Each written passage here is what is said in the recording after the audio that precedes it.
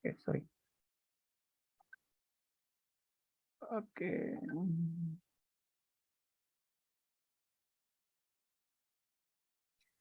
Baik,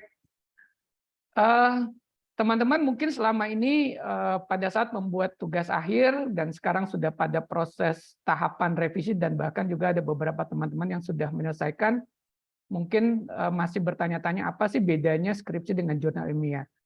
Nah, jadi yang dimaksud dengan jurnal ilmiah adalah sebuah publikasi yang dikeluarkan secara periodik biasanya ya, dalam bentuk artikel yang diterbitkan secara berkala, dan biasanya terbitnya itu beberapa jurnal memiliki peraturan masing-masing. Ada yang terbitnya dalam 1 tahun 3 kali ya, 4 bulanan sekali, ada yang 1 tahun 2 kali, 6 bulan sekali, atau setiap 1 tahun. Nah, itu yang disebut salah satunya adalah terkait dengan jurnal ilmiah. Nah, biasanya jurnal ilmiah juga memiliki cakupan materi yang luas, namun sangat padat. Nah, tetapi dalam jurnal ilmiah ini isinya untuk setiap artikel itu kisarannya sekitar antara 8 sampai dengan 10 halaman saja. Gitu. Bahkan ada beberapa penerbit jurnal yang mengenakan cas gitu ya apabila kita lebih dari batasan yang sudah ditetapkan oleh penerbit jurnal. Jadi teman-teman memang harus membaca betul aturan main yang ada di setiap penerbitan jurnal. Nah, kalau sekarang mahasiswa FTI acuannya adalah ke peraturan dari Senafti ya. Nah, kemudian jurnal juga pada umumnya berisi sejumlah referensi yang menjadi rujukan penulisan setiap artikel. Nah, jenis artikel yang ditulis tidak sebatas laporan penelitian, namun juga bisa pula berupa review literatur. Jadi kalau teman-teman bikin jurnal sebenarnya bisa memang dari hasil penelitian, tapi bisa juga kita melakukan yang disebut namanya kajian literatur atau biasa disebut namanya survei paper. Nah, tujuan dari pembuatan jurnal sendiri adalah untuk mengembangkan sebuah penelitian yang telah dituliskan, serta dapat menjadi acuan untuk para peneliti lainnya yang sedang melakukan kegiatan penelitian sejenis. Jadi teman-teman dengan cara melakukan publikasi ilmiah lewat jalur conference gitu atau seminar ataupun jurnal ilmiah yang sifatnya diselenggarakan secara periodik, maka teman-teman sebenarnya sudah berkontribusi terhadap ilmu pengetahuan. Sehingga dalam hal ini bisa menjadi salah satu rujukan untuk teman-teman yang lain gitu ya, bisa adik kelas atau juga orang lain di luar lingkungan kita untuk bisa mengetahui bagaimana penelitian itu dilakukan, khususnya untuk penelitian-penelitian yang sejenis. Nah, kemudian yang berikutnya adalah terkait dengan dalam pembuatan jurnal ilmiah, kita juga harus mengetahui beberapa lembaga pengindeks jurnal. Nah, mungkin teman-teman kalau di mahasiswa mungkin banyak yang belum memahami tentang lembaga pengindeks ini, tapi kalau di dosen biasa sudah mengerti atau bahkan sudah familiar dengan istilah-istilah ini. Jadi yang paling terkenal di internasional itu biasanya adalah Scopus ya. Nah, kalau di Indonesia gitu ya ada yang namanya Sinta. Nah, Sinta ini adalah rankingnya Sinta 1 sampai dengan Sinta 6 gitu ya. Nah, biasanya kami kemarin pada saat di tugas akhir juga sudah merekomendasikan kalau ada mahasiswa yang bisa publish di Sinta 3, 2 dan 1, maka mereka bisa diberikan nilai kalau 1, 2 itu nilai A, kemudian kalau 3 itu nilainya A-. Bisa lewat jalur publikasi, tidak perlu membuat tugas akhir yang jumlah halamannya jauh lebih banyak. Nah, ini beberapa lembaga pengindeks jurnal yang bisa teman-teman jadikan acuan kalau misalnya mau membuat publikasi ilmiah. Nah, biasanya kalau di Indonesia kita bisa terindeks Sinta, itu sudah menjadi salah satu persyaratan gitu ya, kalau misalnya untuk dianggap sebuah jurnal itu bereputasi. Kalau di tingkat internasional biasanya ada Scopus, Web of Science gitu ya, atau Copernicus. Ini adalah lembaga pengindeks yang saat ini menjadi boleh dibilang rujukan gitu ya dari pemerintah, dianggap jurnalnya bereputasi. Oke, nah bagaimana sih tahapan kita melakukan submit ke dalam jurnal gitu ya? Jadi kalau teman-teman saat ini sekarang belum punya tulisan, maka teman-teman yang pertama adalah masuk dulu nih ke jurnal yang ingin dipilih gitu ya. Jadi saat ini karena target kita adalah Senafti, maka teman-teman masuk ke webnya Senafti ya. Ini alamat Senafti, senafti.budiluhur.ac.id. Kemudian di sini nanti teman-teman harus membuat account gitu ya, mendaftar akunnya, kemudian Setelah itu download template-nya gitu ya, template jurnal. Nah, setelah download template jurnal, maka template itulah yang nanti akan dijadikan acuan untuk teman-teman menulis. Jadi nggak perlu bikin file baru, tapi cukup dari template itu saja teman-teman melakukan copy paste dari skripsinya ke dalam template tersebut supaya tidak berubah baik dari sisi margin, kemudian kalau di situ ada ketentuan font dan sebagainya bisa dilihat secara langsung. Kemudian setelah teman-teman melakukan submit gitu ya. Jadi setelah tadi sudah download template, membuat jurnalnya, kemudian setelah itu tentunya teman-teman akan submit di tempat OJS yang teman-teman pilih. Dalam hal ini adalah senapti.bedulu.ac.id. Jadi kalau pertama, teman-teman yang perlu dilakukan saat ini adalah masuk ke web ini, kemudian bikin account dulu. Bikin account, kemudian nanti sekalian teman-teman download template-nya.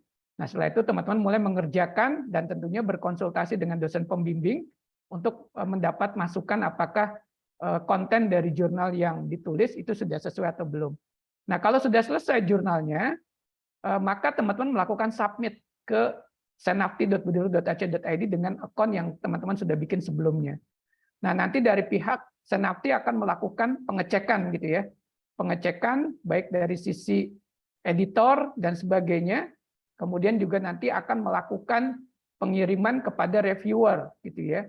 Nah, apakah ini nanti jurnalnya itu sudah sesuai atau belum dengan template yang disediakan oleh penerbit jurnal. Nah, kemudian nanti akan ada keputusan nih teman-teman, apakah jurnal teman-teman diterima, ataukah akan ada revisi minor, ataukah revisi mayor, atau bahkan ditolak. Nah, jadi kalau teman-teman bikinnya sembarangan, maka nanti tim editor gitu ya, sebelumnya bahkan sudah menolak dulu, misalnya katakanlah halamannya terlalu banyak, tidak sesuai dengan panduan, maka itu akan ditolak dulu secara administratif. Tapi kalau sudah oke, mereka akan ngirim ke reviewer, nanti reviewer akan melakukan evaluasi terhadap jurnal yang dikirim, naskah yang dikirim, maka nanti reviewer akan memberikan keputusan. Ini bisa diterima, revisi, ataukah ditolak gitu ya. Nah, harapannya sih syukur-syukur bisa langsung diterima, atau kalaupun direvisi, maka revisinya cukup minor saja. Nah, kemudian yang keempat adalah nanti Anda akan menerima email gitu ya dari Senapti yang menyatakan apakah jurnal Anda diterima atau tidak. Nah, makanya nanti setelah submit harus selalu mengecek email atau bahkan masuk ke akun di Senapti supaya bisa ketahuan apakah jurnal Anda sudah direvisi atau belum. Nah, kemudian nanti akan dilakukan copy editing oleh pihak penerbit jurnal, dalam hal ini Senapti, kemudian juga ada author copy editing, kemudian ada final copy edit gitu ya. Ini dilakukan oleh tim dari penerbit jurnal. Kalau teman-teman posisinya adalah sampai melakukan dikatakan keputusan diterima atau revisi minor, maka melakukan revisi kemudian submit lagi. Nah, nanti kalau memang sudah oke, maka tim penerbit jurnal akan membuat sebuah proses untuk supaya tulisannya jadi rapi gitu ya. Nanti akan dilakukan oleh penerbit jurnal dan tentunya nanti terakhir adalah dipublikasi. Nah, dalam hal ini kalau Senapti nanti keluarnya adalah bentuknya proceeding. Proceeding akan kita keluarkan secara online. Oke, nah ini adalah flyer Senapti gitu ya. Nah, teman-teman yang perlu diketahui adalah, dan saya akan mengingatkan kembali bahwa kita akan melaksanakan acara seminar ini adalah tanggal 6 September 2022 ya. Kemudian nanti teman-teman akan ada 2 registrasi. Kalau teman-teman nanti untuk mensubmit jurnal, maka linknya adalah ke senapti.bedulu.ac.id gitu ya. Dan ini harus teman-teman lakukan sebelum 12 Agustus ya.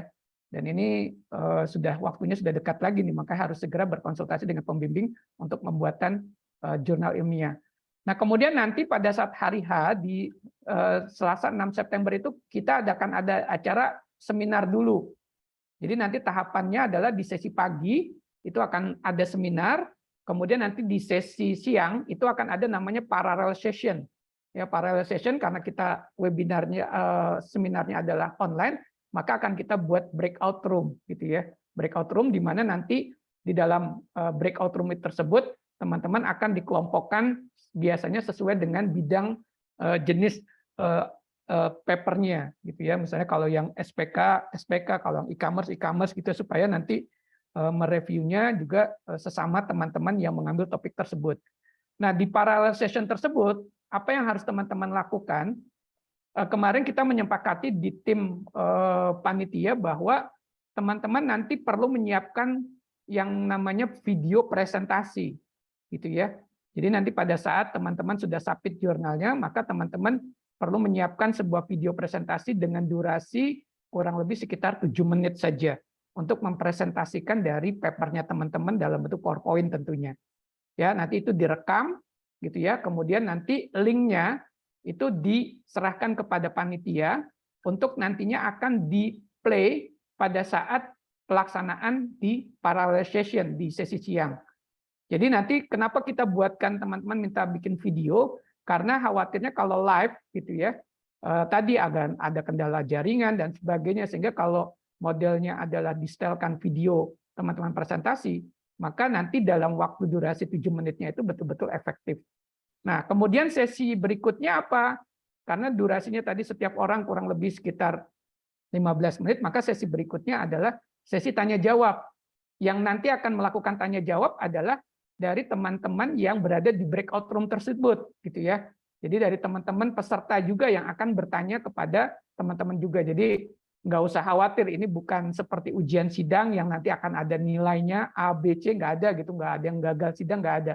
Jadi lebih kepada nanti teman-teman yang ikut di breakout room tersebut sesama peserta bertanya gitu ya, bertanya kepada teman-teman terkait dengan penelitiannya.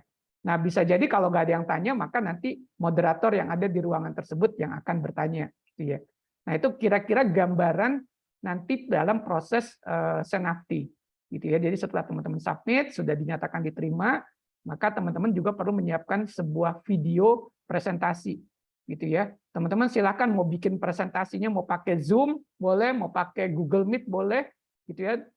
Teman-teman seperti ini gitu, presentasi direkam kurang lebih durasinya sekitar tadi 7 menitan. Maka setelah itu teman-teman bisa nanti mengirimkan ininya. Nah, nanti informasi tersebut teman-teman tentunya akan diinformasikan oleh panitia setelah teman-teman submit jurnalnya. Jadi yang betul-betul diterima nanti akan menjadi dasar untuk kita informasikan kegiatan selanjutnya.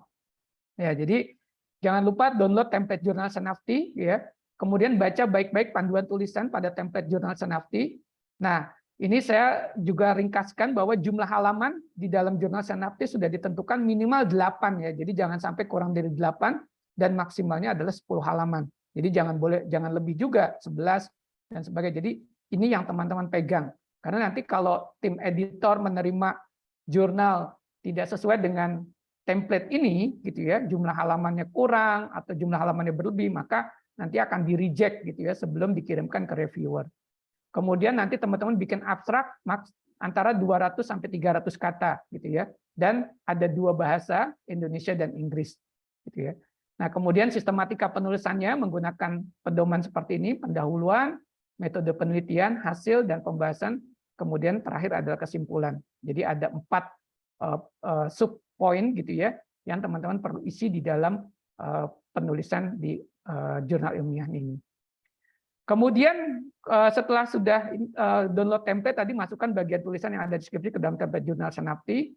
Kemudian juga ubah format daftar pustaka. Kalau teman-teman pakai Mendeley kemarin pada saat bikin skripsi, maka pada saat kita merubah daftar pustaka dari bentuk Harvard style menjadi IEEE style itu sangat mudah sekali ya. Tinggal kita merubah stylenya maka otomatis nanti akan berubah. Nanti akan saya kasih lihat perbedaannya Harvard style dengan IEEE style. Kemudian ada maksimal similarity journal 30% menggunakan software Turnitin. Nah, ini siapa yang akan ngecek? Kemarin kita bersepakat di FTI yang akan ngecek adalah dosen pembimbing. Jadi makanya teman-teman sebelum submit, tolong konsultasikan ke dosen pembimbing, kirim papernya dalam bentuk PDF gitu ya ke pembimbing. Kemudian kalau pembimbing udah oke, nanti pembimbing akan melakukan pengecekan menggunakan software Turnitin yang dimiliki oleh kampus Budi Luhur. Kemudian pada saat itu nanti teman-teman akan dapat info, oh kamu nih masih di atas 30%, maka teman-teman harus melakukan perubahan modifikasi kalimatnya agar similarity-nya kurang dari 30%. Ya, jadi ini maksimal similarity gitu ya, untuk kita mulai belajar bagaimana tulisan ilmiah yang teman-teman buat itu minim dari plagiarisme. Baik, Kemudian yang berikutnya adalah kita akan membahas bagaimana sih sebenarnya sistematika jurnal ilmiah. Tadi sudah saya sampaikan di Senapti yang diminta ada 4 poin tadi ya. Ada pendahuluan, kemudian ada metode penelitian, ada hasil dan pembahasan, ada kesimpulan. Nah, secara umum sebenarnya sistematika penulisan jurnal ilmiah itu menggunakan prinsip ini teman-teman, IMRET gitu ya. Ada introduction, tadi pendahuluan, ada methods atau metodologi, kemudian ada result and discussion gitu, hasil dan pembahasan, yang terakhir ada conclusion. Dan ini menjadi sebuah template yang berlaku secara umum kalau kita ingin menulis sebuah jurnal ilmiah. Jadi teman-teman acuannya ini, dan kalau melihat dari komponen-komponen ini sebenarnya mirip dengan panduan tugas akhir yang ada di FTI gitu ya. Oke, kemudian bagaimana bagian-bagian yang teman-teman bisa lihat gitu ya. Di sini jadi ada abstrak gitu ya. Kemudian ada bagian introduction. Kemudian kalau misalnya teman-teman mau memasukkan di bagian literatur review, maka teman-teman bisa digabungkan saja di bagian pendahuluan gitu ya. Jadi kan teman-teman biasa di bab 2 tuh ada landasan teori dan ada tinjauan studi ya, untuk melihat penelitian-penelitian sebelumnya. Nah, ini bisa menjadi subbab sendiri, tapi kalau di Senapti panduannya adalah ini bisa digabung ke dalam pendahuluan ya. Kemudian bagian berikutnya adalah metodologi. Kemudian tadi ada result, menghasilkan dari penelitian teman-teman. Kemudian ada discussion. Discussion ini adalah hasil temuan yang sudah teman-teman lakukan, ada pembahasannya. Ini apa sih maknanya? Jadi kalau gambar, itu jangan hanya sekedar gambar. Ini terutama mungkin buat teman-teman yang nanti menampilkan screenshot tampilan layar gitu ya, atau rancangan layar, maka jangan hanya sekedar ditempel rancangan layar, tapi dijelaskan ini rancangan layar ini maksudnya apa, gitu ya, sehingga pembaca tahu, oh ini rancangan layar katakanlah buat login gitu ya, rancangan layar buat transaksi. Nah ini harus dijelaskan, gitu. Itu yang disebut namanya discussion. Jadi ada hasil kemudian dibahas. Ini maksudnya apa sih dari hasil penelitian kita. Kemudian ditutup nanti dengan conclusion. Kemudian ada lagi acknowledgement atau ucapan terima kasih. Nah, yang terakhir ditutup dengan reference gitu ya, atau daftar pustaka. Nah, ini bagian atau batang tubuh dari sebuah jurnal mengikuti pola ini. Nanti kita akan lihat satu persatu seperti apa sih bagian-bagian yang ada di dalam jurnal dan bagaimana cara buatnya dan bagaimana cara kita memindahkan ya, dari skripsi ke publikasi. Baik, kita akan melihat bagaimana sih caranya konversi jurnal ilmiah dari skripsi. Nah, yang teman-teman perlu lakukan gitu ya, teman-teman menggunakan prinsip yang namanya ATM ya. Jadi kalau saya melihat kalau teman-teman tidak punya inspirasi, kan kemarin teman-teman waktu bikin tugas akhir tuh melihat penelitian-penelitian sebelumnya ya, jurnalnya dimasukin di dalam bab 2 gitu ya, ada penelitian-penelitian sebelumnya. Nah, itu dilihat ya bagaimana cara mereka bikin jurnal gitu ya, bagian-bagian jurnalnya, kemudian diamati, tiru cara mereka melakukan metodologi penelitian, tentunya modifikasi sesuai dengan topik penelitian teman-teman. Jadi jangan di copy paste dan di copy paste ya. Ini yang namanya nanti plagiarism. Jadi harus dirubah kalimatnya. Itu yang disebut namanya modifikasi. Oke. Nah, yang teman-teman perlu perhatikan adalah bahwa kalau skripsi kan bentuknya seperti ini nih, yang teman-teman sekarang ini miliki gitu ya. Ini ada cover lah, anggaplah seperti ini, dan biasanya ada batasan minimal 40 halaman dan 1 kolom. Nah, kemudian format naskah jurnal Senapti ini sebenarnya saya ambil dari Senapti. Kebetulan ini agak ringan nih teman-teman, bentuknya adalah 1 kolom juga gitu ya.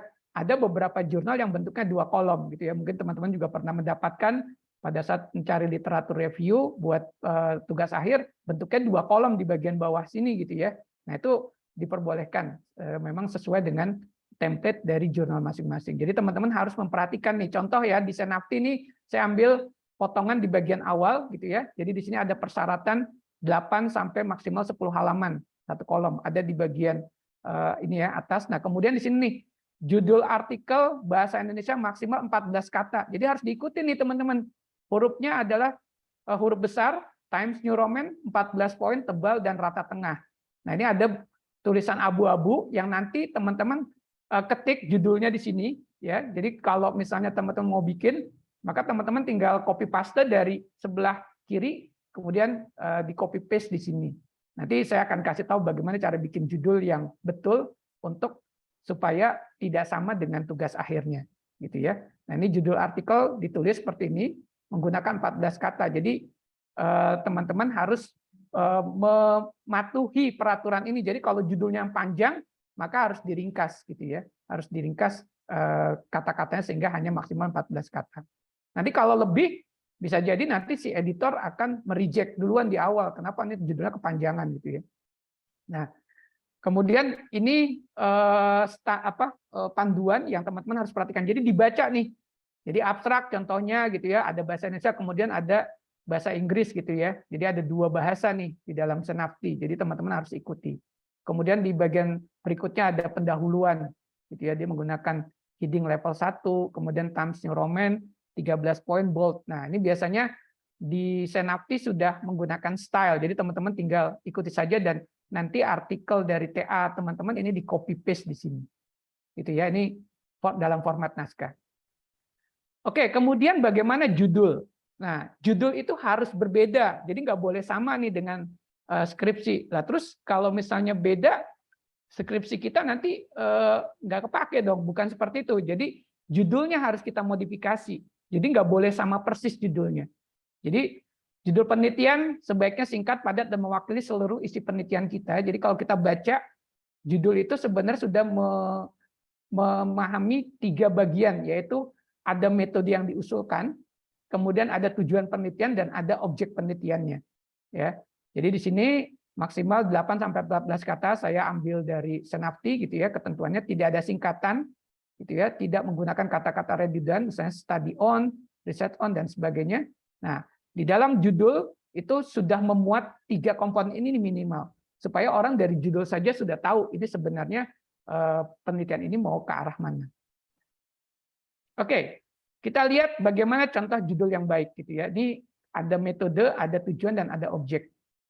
Jadi contoh misalnya penerapan algoritma semut, gitu ya, atau uncolony algorithm, gitu ya, kalau bahasa Inggrisnya penerapan algoritma semut untuk pemilihan arsitektur jaringan pada neural network. Nah, ini tujuannya. Jadi kita lihat kalau tujuan itu pakai kata-kata untuk nih, gitu ya. Jadi penerapan algoritma semut untuk pemilihan arsitektur jaringan pada neural network untuk pengujian software metode black box. Nah, ini objeknya yang hijau. Jadi judulnya sudah menggambarkan ada metode yang kita usulkan, kemudian ada tujuannya, dan ada objeknya. Mau dibuatnya di mana, gitu ya.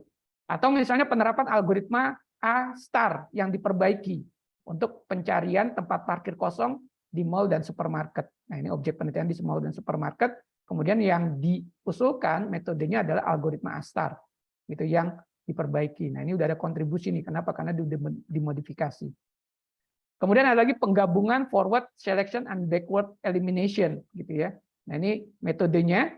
Kemudian untuk pemilihan fitur pada prediksi mahasiswa DO dengan menggunakan algoritma C45. Jadi yang ditekankan adalah metodenya ini. Dia menggabung antara forward selection dan backward elimination. Nah, ini cara bikin judul, gitu ya. Jadi kalau misalnya ini saya ambil contoh dari bimbingan saya, gitu ya. Waktu itu dia mengambil tugas akhir, kemudian bikin publikasi, maka judulnya ini kan sistem penunjang keputusan pemilihan dosen terbaik pada STEMIC Dharma Putra Tangerang dengan metode analytical hierarchy process dan metode simple additive weighting atau SAW, gitu ya.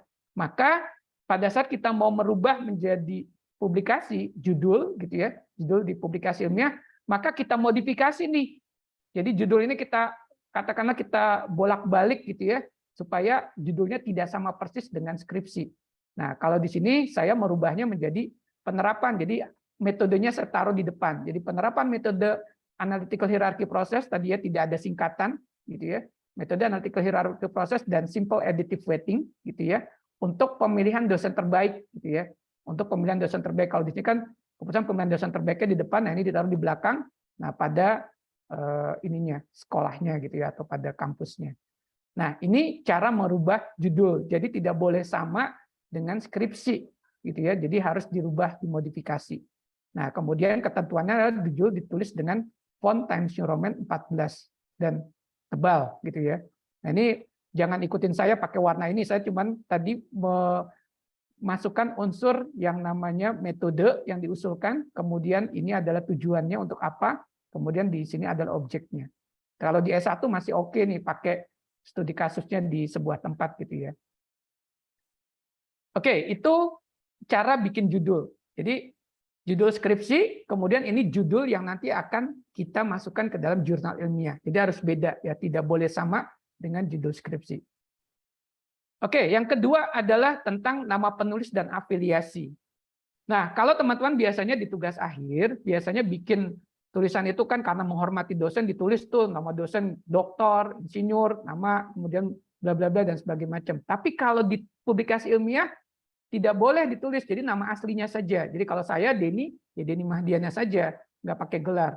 Jadi ketentuannya yang kita sepakati adalah di depan itu adalah nama mahasiswa, gitu ya, penulis pertama karena teman-teman yang melakukan penelitian. Nah, nama kedua yang ditulis adalah nama dosen pembimbing dari teman-teman nih. Di TA siapa ya masukin dosen pembimbing. Pak, dosen penguji gimana? Nah, dosen penguji ya untuk saat ini tidak dimasukkan dulu gitu ya. Jadi nama mahasiswa nomor 1, nama dosen pembimbing nomor 2 gitu ya. Kemudian di sini ada nama program studi, masukin teman-teman program studinya apa. Kemudian nama fakultas teknologi informasi dan seterusnya. Kemudian email.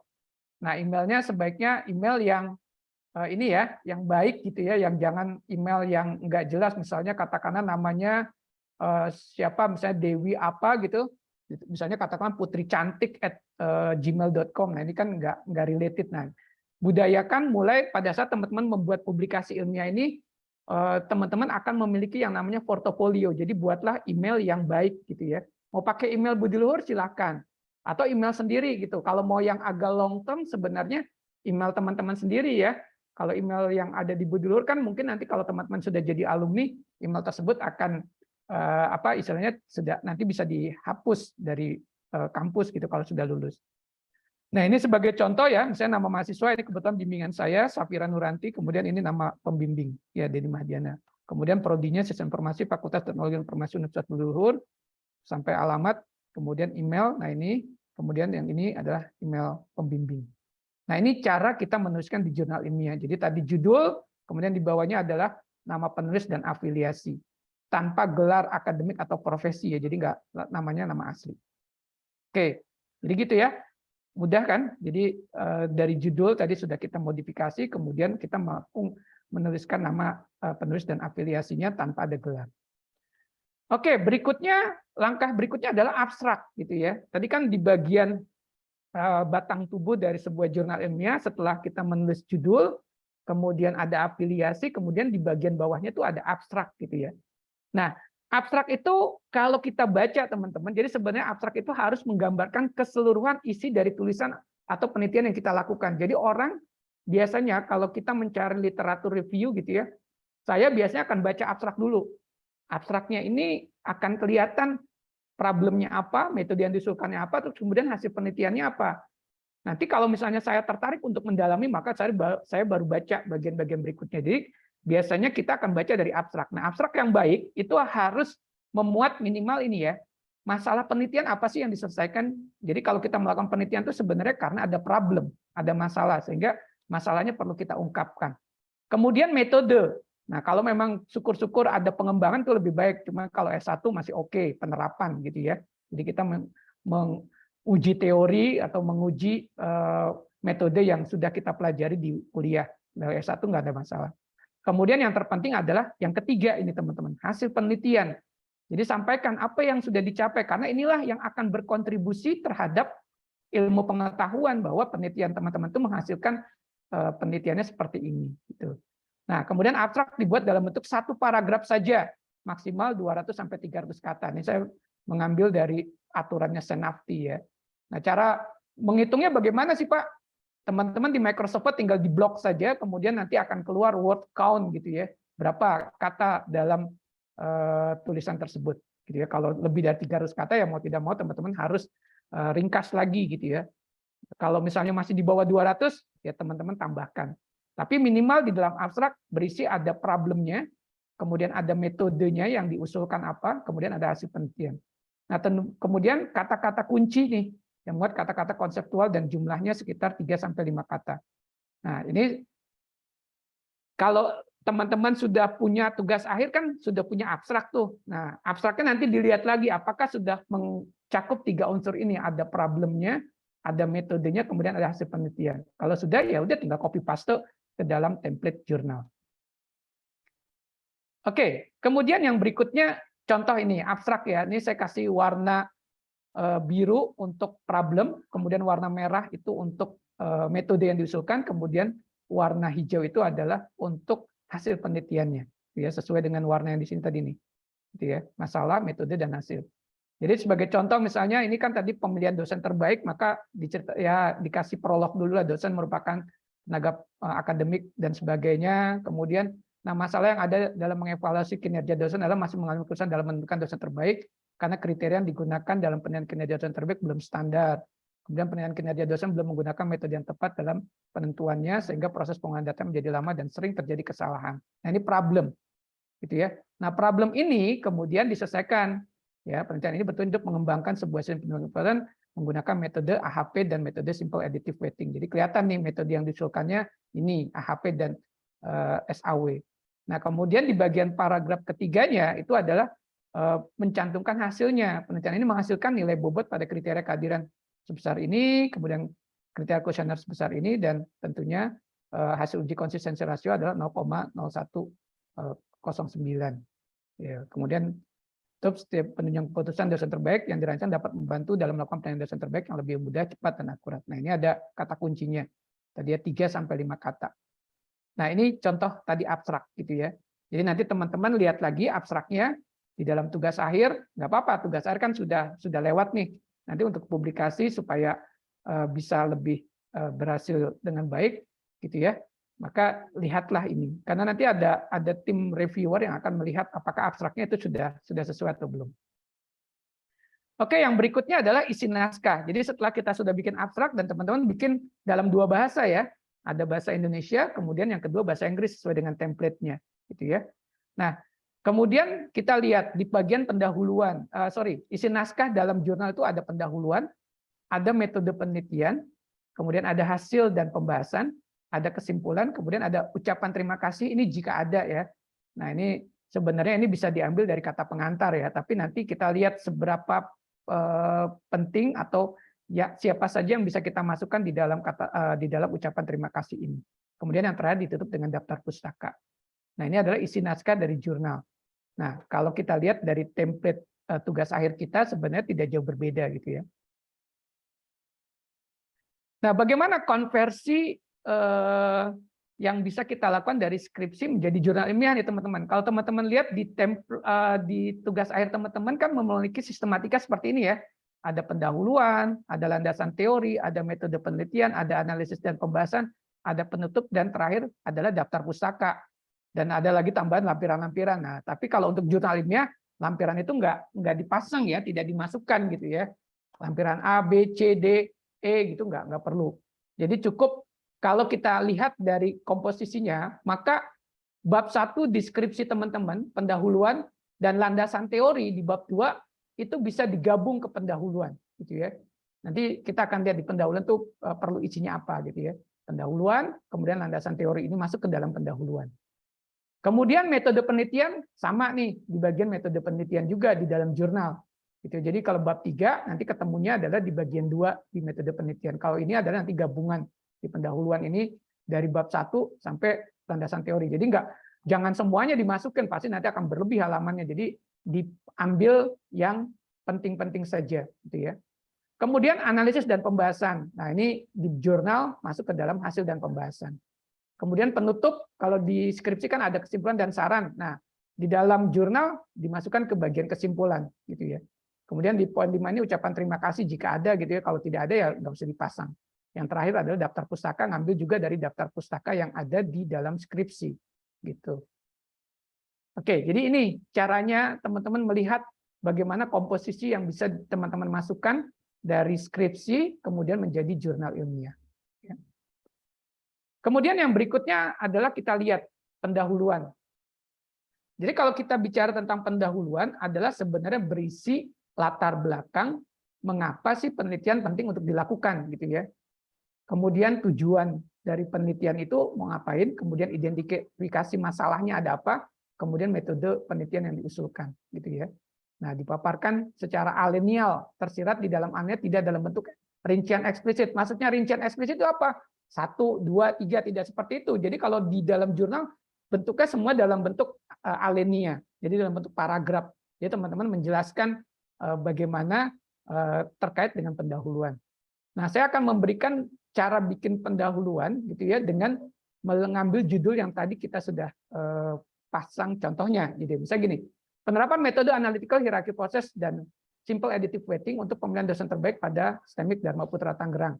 Nah, susunan paragraf pendahuluan yang teman-teman bisa mulai gitu ya. Di paragraf pertama, teman-teman bisa menjawab tentang mengapa dosen terbaik. Jadi tadi ya, dosen terbaik adalah bla bla bla bla gitu. Terus kenapa dia perlu kita pilih dosen terbaik itu apa gitu ya. Kemudian kenapa dosen terbaik yang kita mau ambil penelitiannya gitu ya. Nah, ini teman-teman harus bisa menjawab ini nih. Jadi bikin paragraf kalimat yang menjawab mengapa sih dosen terbaik gitu ya.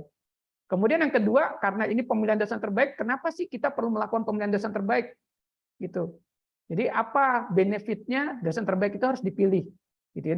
Dari judul ini kita bisa breakdown seperti ini dalam menyusun kalimat susunannya supaya mengalir gitu ya. Kemudian yang ketiga juga sampaikan masalah-masalah yang ada pada pemilihan dosen terbaik saat ini itu apa. Jadi teman-teman pada saat menyampaikan saya mau bikin SPK untuk pemilihan dosen terbaik, nah memang ada apa selama ini di institusi atau di organisasi yang menjadi tempat riset kita. Nah ini masalah-masalah, ini kan bisa diambil nih teman-teman, tadi dari abstrak juga sudah ada, kemudian dari bab 1 di identifikasi masalah, ini kita bisa masukkan, tapi dalam bentuk alinea ya, tidak dalam bentuk 1, 2, 3, kan biasanya kalau di skripsi kan identifikasi masalah 1, 2, 3, nah kalau di sini dimasukkan dalam bentuk alinea. Jadi masalah-masalah yang ada pada pemilihan dosen terbaik adalah misalnya masih belum ada standar, koma, nah itu nomor 1, nomor 2-nya koma lagi, dan seterusnya. Nah, kemudian di dalam pendahuluan juga teman-teman perlu mencantumkan tadi penelitian-penelitian terdahulu terkait dengan pemilihan dosen terbaik. Nah, ini diambil dari mana? Tadi dari bab 2, ya, dari bab 2 yang teman-teman ringkas gitu ya. Jadi kalau teman-teman biasanya di SI kalau nggak salah ada minimal 3 jurnal gitu yang menjadi rujukan. Tapi kalau di TI kalau tidak salah sampai 5 gitu ya. Nah, itu dimasukkan nih. Tapi yang terpenting sebenarnya yang paling berkorelasi gitu ya, yang paling berkorelasi dengan topik dosen terbaik. Jadi jangan dimasukin di sini kalau misalnya penelitian terdahulu terkait dengan pemilihan karyawan terbaik. Nah, itu kadang tidak terlalu berkorelasi ya, tapi sama-sama dosen, guru itu mungkin profesinya masih mirip-mirip. Nah, itu bisa dimasukkan di sini. Ya. Nah, kemudian karena di sini dia mengusulkan metode AHP dan SAW, maka kita juga perlu memasukkan kenapa sih menggunakan AHP dan SAW. Nah, bisa saja nanti dimasukkan alasannya AHP itu digunakan buat mencari bobot gitu ya, untuk menentukan bobot, dan SAW buat meranking. Gitu. Nah, ini kita bisa menyampaikan alasannya kenapa. Nah, kemudian ditutup dengan apa tujuan dari penelitian ini gitu ya. Jadi penelitian ini tujuannya mau ngapain? Nah, ini bisa teman-teman ambil di bagian bab 1, yaitu tujuan penulisan gitu ya. Kan ada tuh.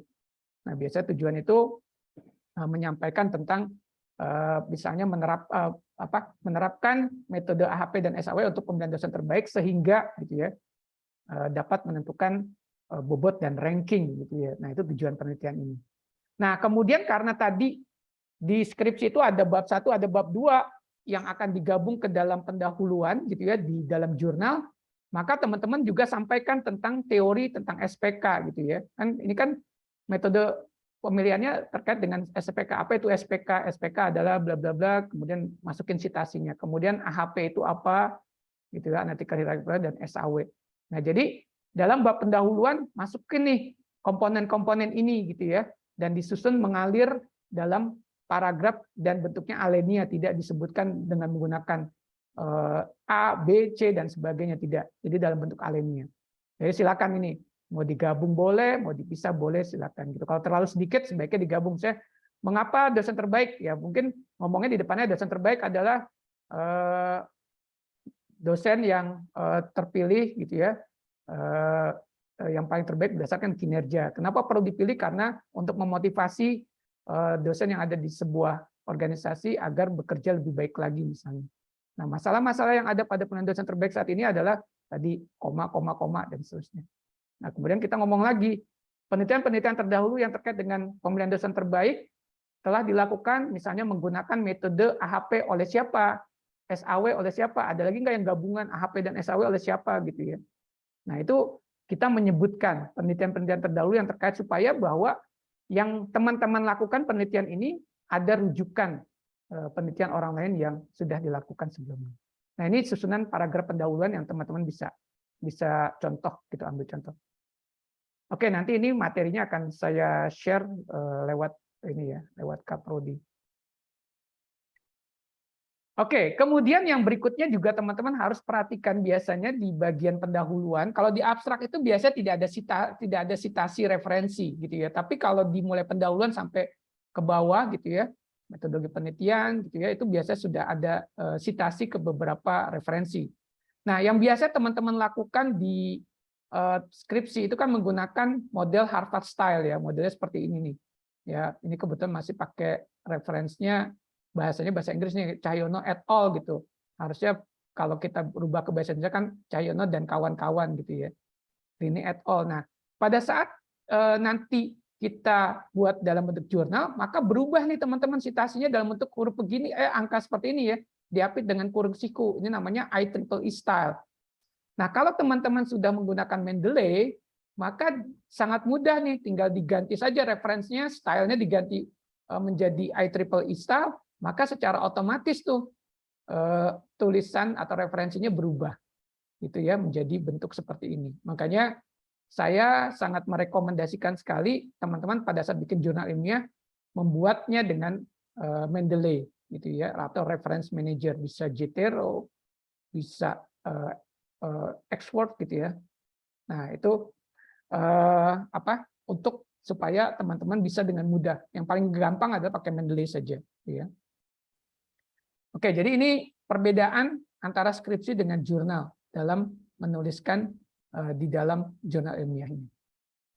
Kemudian yang berikutnya terkait dengan penelitian sebelumnya. Nah, jadi bagian ini disajikan menjadi satu bab dalam subbab pendahuluan. Jadi masukkan saja tadi teman-teman penelitian yang terkait dengan pemilihan dosen terbaik diambil tuh dari bab 2 tinjauan studi gitu ya. Ada 3 paper ya dimasukin di situ gitu ya. Nah, itu disampaikan penelitian-penelitian yang terkait.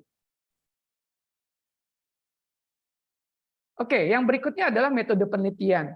Nah, di dalam metode penelitian ini sebenarnya yang dibahas adalah tahapan penelitian dalam penyelesaian penelitian tugas akhir. Oh iya, saya juga harus menyampaikan begini. Nanti di dalam jurnal ilmiah, teman-teman harus menghilangkan kata-kata tugas akhir ya. Jadi jangan pakai istilah tugas akhir, tapi pakailah penelitian. Jadi pada penelitian ini, jangan pada tugas akhir ini masih ada kata-kata tugas akhir di dalam jurnal ilmiah. Jadi itu diganti semua pada menggunakan penelitian.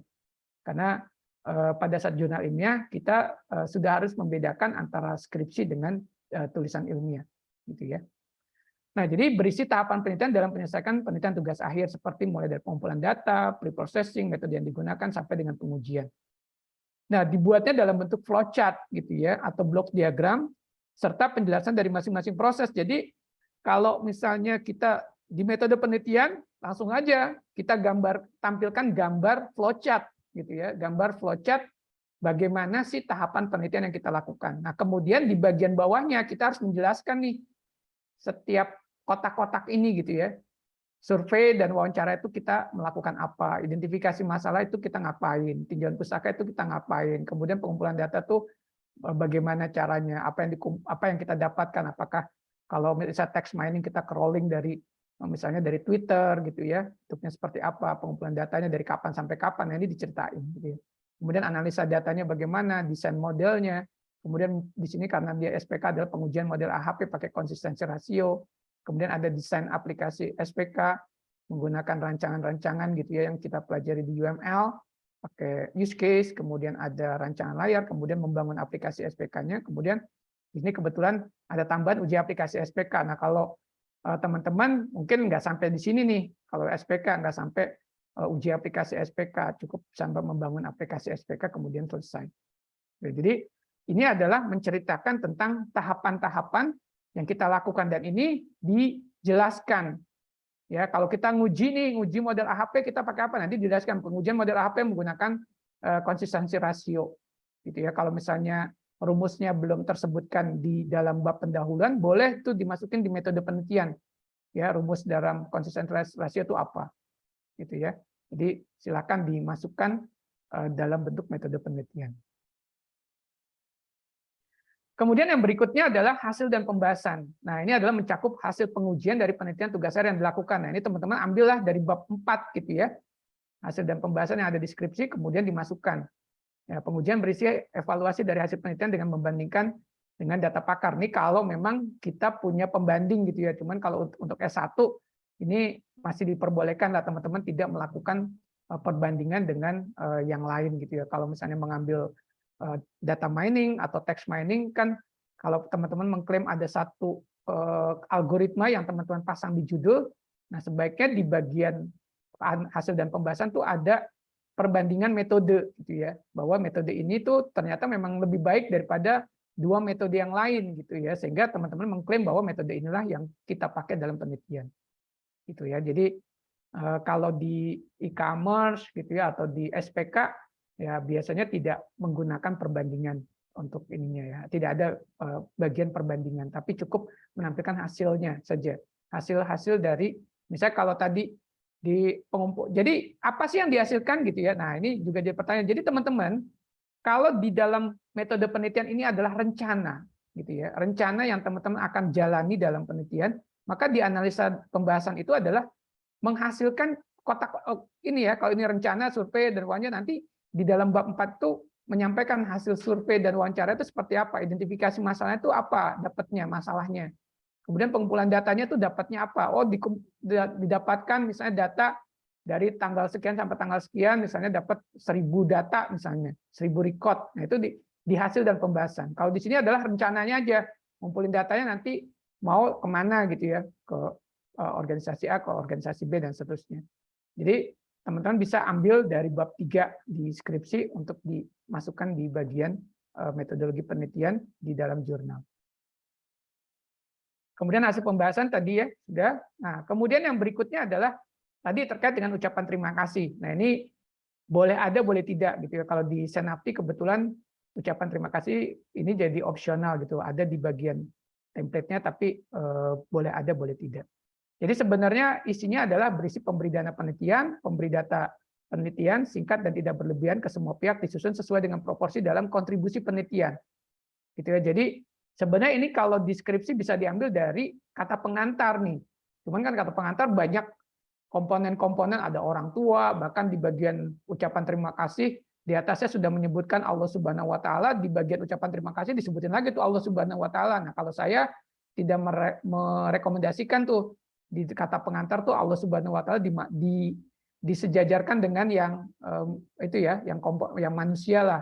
Dia cukup di bagian atas aja alhamdulillah dan syukur gitu ya. Pas kehadirat Allah Subhanahu wa taala. Nah, di bagian ucapan terima kasih nomor satunya ya biasanya kalau orang tua keluarga terdekat oke. Tapi kalau di tulisan ilmiah nggak usah dimasukin itu ya, cukup yang ini nih yang paling berkontribusi terhadap penelitian kita. Salah satunya adalah pemberi dana atau pemberi data. Jadi tempat riset teman-teman tuh boleh gitu ya dijadikan ucapan terima kasih kalau mau ditampilkan dalam ucapan terima kasih atau acknowledgement. Nah, ini sebagai contoh nih kita membuat ucapan terima kasih gitu ya. Jadi misalnya peneliti mengucapkan terima kasih kepada Dinas Kesehatan, Badan Pusat Statistik Kabupaten Brebes dan Badan Meteorologi, Klimatologi dan Geofisika Kota Tegal yang telah mendukung dan membantu dalam memberikan data maupun informasi untuk tujuan penelitian ini. Nah, kebetulan ini adalah pemberi data, bukan pemberi dana gitu. Kalau ada pemberi dana misalnya dapat hibah gitu, kalau kami di dosen dapat hibah, nah itu kita bisa menyebutkan kepada LLDikti atau kepada Kementerian Riset dan Pendidikan dan Kebudayaan gitu ya yang telah memberikan dana untuk kegiatan penelitian ini. Nah, itu kita bisa mengucapkan. Nah, ini lebih kepada etika kalau misalnya kita mendapatkan tadi bantuan yang cukup signifikan, misalnya dana, kemudian data gitu ya. Nah, kita bisa mencantumkan di ucapan terima kasih ini. Kenapa ini perlu disampaikan? Karena kalau kita bikin tulisan jurnal ilmiah kan nanti jurnal ini kan akan ke-publish kemana-mana gitu ya. Jadi kalau misalnya ada ucapan ini ya sebagai salah satu bentuk apresiasi kita kepada lembaga yang memberikan dana atau data. Kira-kira begitu. Oke, langkah berikutnya adalah kesimpulan. Nah, kesimpulan ini adalah menjawab rumusan masalah gitu ya, sinkron dengan tujuan penelitian. Jadi pernyataan umum general hasil penelitian, ringkasan dari teman-teman yang didapat dari hasil analis hasil penelitian. Nah, yang terpenting juga adalah future work gitu ya, yang akan dilakukan sebagai tahapan berikutnya dari penelitian kita. Jadi boleh dari teman-teman hasil eksperimen. Nah, ini kita bisa melihat contoh misalnya ini kesimpulan pada jurnal. Nih judulnya kebetulan ini 4-nya simpulan, ada kesimpulannya. Sesuaikan dengan template dari jurnal yang kita dapatkan. Nah, di sini misalnya, jadi kalau biasanya kita di skripsi itu kan bentuknya pakai 1, 2, 3 ya. Penelitian ini kesimpulannya adalah sebagai berikut: 1 apa, 2 apa, 3 apa. Nah, kalau di jurnal bentuknya semuanya dalam bentuk alinea nih teman-teman. Jadi buatlah tadi poin-poin 1, 2, 3 itu dalam bentuk alinea, kemudian kalau nggak dipisah dengan koma gitu ya. Jadi misalnya ini saya ambil contoh, misalnya sistem pendukung putusan metode AHP dan SOE dapat menjadi dosen terbaik dengan cepat dan akurat dan lebih objektif sesuai dengan kriteria yang ditetapkan oleh, nah ini kebetulan judulnya agak beda nih gitu ya dengan yang sebelumnya. Jadi hasil pengujian uji konsistensi rasio terhadap kriteria pemilihan dosen ini dihasilkan konsistensi rasio 0,06% sehingga dapat dinyatakan bahwa penilaian kriteria sudah konsisten karena kurang dari 0,10 ya, 0,01. Nah, hasil pengujian ini kemudian pengujian aplikasinya gitu ya menggunakan metode McCall dari sisi functionality, reliability, usability, dan efisiensi secara keseluruhan menunjukkan kualitas aplikasi sistem pendukung putusan pemilihan dosen terbaik kriteria baik yaitu 77,15%. Nah, ini sebenarnya bisa diambil dari bagian kesimpulan. Jadi teman-teman bikin dalam bentuk alinea, kemudian kalau memang itu ada penyebutan 1, 2, 3 nanti pakai koma-koma aja gitu ya. Sesuaikan dengan kesimpulan teman-teman. Nah, kemudian kita lihat di bagian kesimpulan juga kita memasukkan sebenarnya saran gitu ya, ada saran. Jadi di sini sebenarnya gabungan dari bab 5 penutup gitu ada kesimpulan dan saran. Nah, di bagian paragraf keduanya kita bisa memasukkan saran yang ada di skripsi tentunya. Jadi sistem penentuan pesan pemilihan dosen terbaik di masa yang akan datang diharapkan dapat diintegrasikan dengan sistem pengolahan data akademik dosen lainnya sehingga memudahkan dalam pengolahan data dan pemilihan dosen terbaik berdasarkan kriteria yang telah ditetapkan misalnya. Kemudian penelitian selanjutnya diharapkan dapat mengkombinasikan lebih banyak metode dalam analisa data dan penyelesaian masalah sehingga dapat sebuah model sistem pendukung keputusan yang lebih efektif, efisien dan pengolahan dan atau penyajian informasi. Nah, ini sebenarnya ada di bab saran. Jadi kalau teman-teman nanti ambil dari penutup itu ambil bagian kesimpulannya, dibikin alinea, kemudian kalau sarannya juga dibikin alinea. Nah, itu kesimpulan, ya. Nah, setelah sudah kita bikin kesimpulan, maka yang berikutnya adalah daftar pustaka nih teman-teman. Di dalam template setiap jurnal pasti ada referensi. Nah, jadi kalau kita mau bikin kesimpulan, maka syaratnya adalah tidak boleh dibuat dengan asal-asalan ya, dengan ngawur dan asal-asalan. Kenapa tidak boleh? Jadi gini, biasanya nih mahasiswa pada saat bikin skripsi total referensinya tuh banyak gitu ya. Karena apa? Skripsi kan cukup tebel ya, minimal 40 halaman. Jadi referensinya biasanya banyak. Kenapa? Karena di landasan teori terutama tuh kalimatnya banyak mengambil atau citasi dari referensi-referensi sehingga daftar pustakanya jadi banyak. Nah, pada saat bikin jurnal ilmiah harus disesuaikan lagi teman-teman. Jadi kalau tidak disebutkan di dalam naskah publikasi, ya nggak usah dimasukin referensinya. Gitu. Jadi kalau misalnya katakanlah ekstrimnya ya di skripsi ada 20 referensi daftar pustaka, tapi ternyata pada saat kita bikin artikel ilmiah kita cuma menyebutkan hanya 10. Ya maka cukup yang muncul di dalam daftar pustaka di jurnal ilmiah 10 saja. Jadi jangan di copy paste dari skripsi gitu daftar pustakanya ditaruh di di referensi. Harusnya di-generate lagi. Kalau pakai Mendeley, ya kita generate lagi pakai Mendeley, sehingga nanti konsisten antara isi tulisan dengan yang ada di dalam daftar pustaka, gitu ya, citasinya. Jadi jangan dibuat tadi, hanya copy paste, tiba-tiba ternyata pas dicek, kok ini ada 20, tapi yang disebutkan cuma ada 10, gitu ya. Maka itu tidak boleh. Jadi harus kita sesuaikan kembali, gitu ya, dengan yang ada di jurnal. Kemudian yang berikutnya ya ini ya, berisi semua referensi yang disitasi dalam jurnal ilmiah. Jadi yang nggak ada ya jangan dipasang di referensi. Jadi biar terkesan wah biar referensinya jadi banyak Pak, yang kalau nggak disebutkan nggak boleh gitu ya. Jadi semua referensi yang disitasi. Kemudian di dalam daftar pustakanya sebaiknya harus lengkap nih. Ada penulisnya, bedakan nama family name dan nama first name, judul, publikasi, tahun, volume, dan sebagainya. Nah, ini kalau teman-teman pakai Mendeley, ini nggak perlu mikir gitu ya. Dia yang akan mengenerate sampai ke bagian-bagian judul, publikasi, tahun, volume, dan sebagainya. Kenapa? Karena sudah ada metadatanya. Nah, tapi kalau teman-teman bikin manual, ya pastinya akan repot nih untuk membuat generate daftar pustaka. Ya. Nah, kemudian untuk yang pakai Mendeley, cek dengan baik atribut paper, usahakan update dengan nomor DOI ya kalau ada yang kita cari lewat internet atau mendeley.com untuk menjamin kebenaran referensi.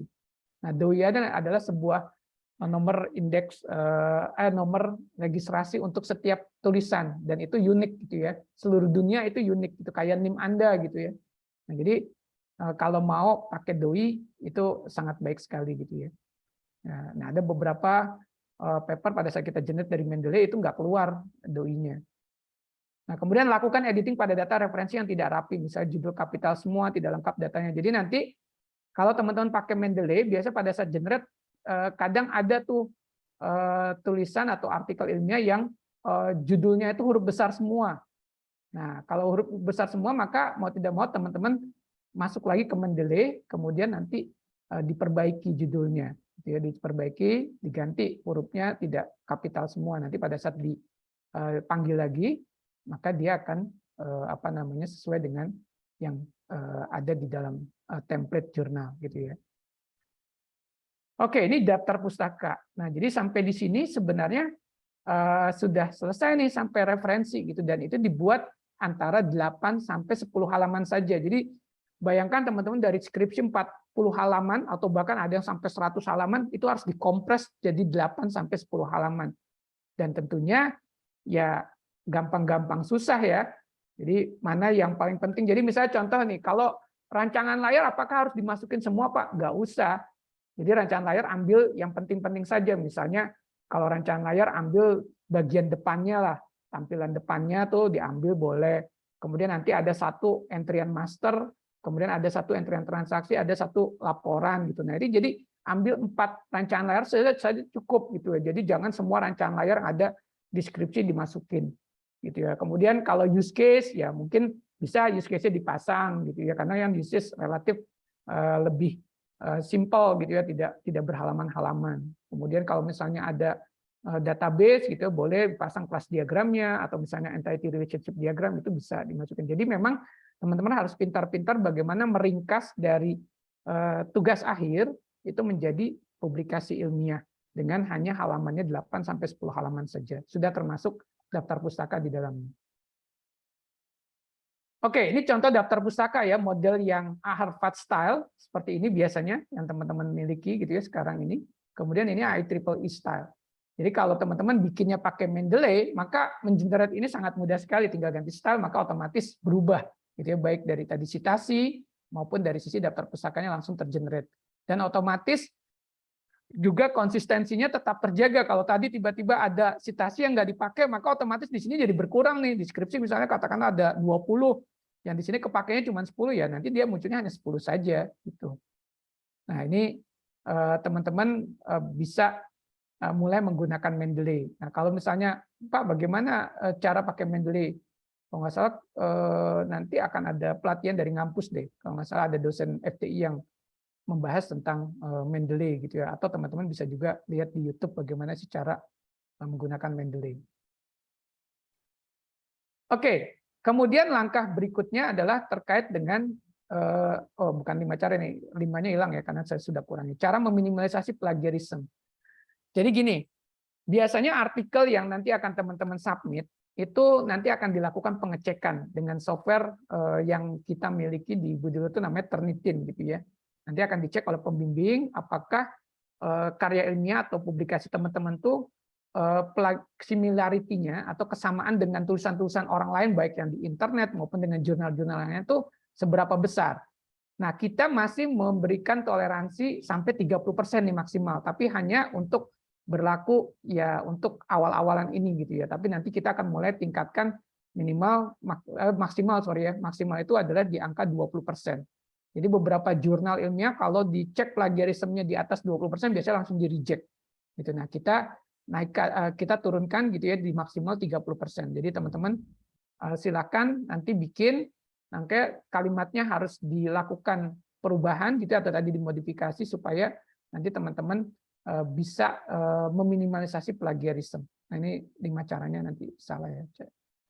Nah, ini adalah salah satu cara meminimalisasi plagiarisme. Jadi teman-teman masuk ke beberapa website tools untuk pengecekan parafrase namanya gitu ya Pak. Ya.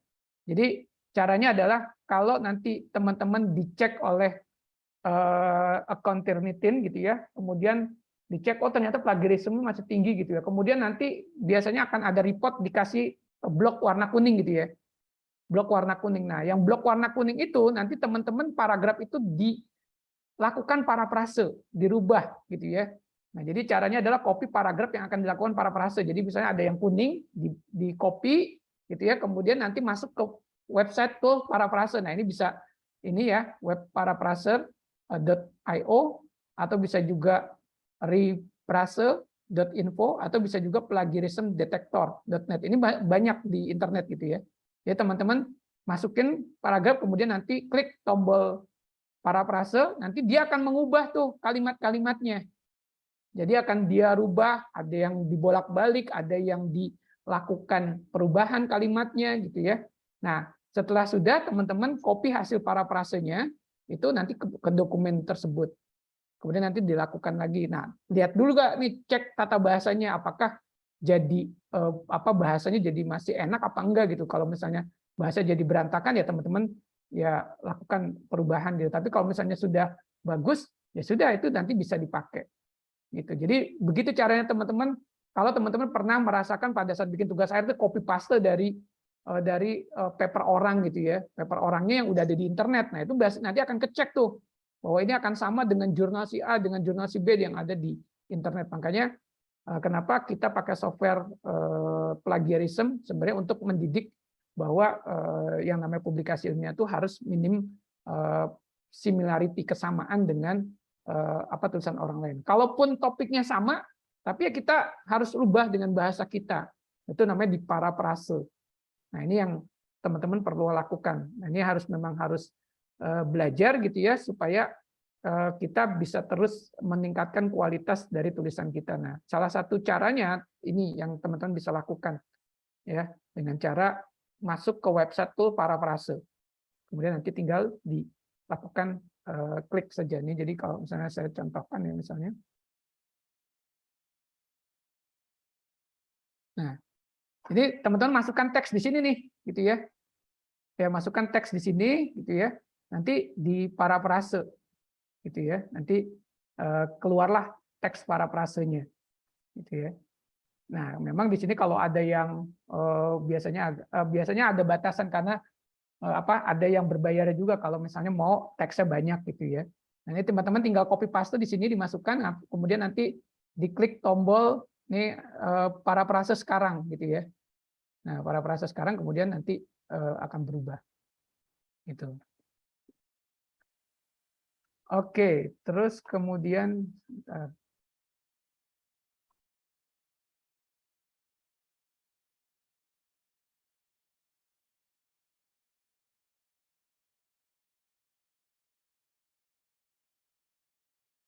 kemudian yang berikutnya adalah di bagian akhir dari tulisan ini adalah kiat penulisan jurnal ilmiah. Ya, ini merupakan tips dan trik kalau kita ingin melakukan penulisan jurnal ilmiah. Yang pertama adalah kita perlu menampilkan nih teman-teman kontribusi pengetahuan dari penelitian yang kita lakukan. Jadi sebenarnya kita melakukan penelitian itu tujuannya adalah bukan hanya untuk kepentingan organisasi, tapi sebenarnya kontribusi kepada pengetahuan. Jadi apa yang kita lakukan menyelesaikan masalah itu, sebenarnya kita pengen ngasih tahu orang, nih saya bisa loh menyelesaikan masalah ini dengan metode ini. Nah itu namanya sebut kontribusi kepada pengetahuan, supaya nanti ada orang lain yang bisa melakukan replikasi.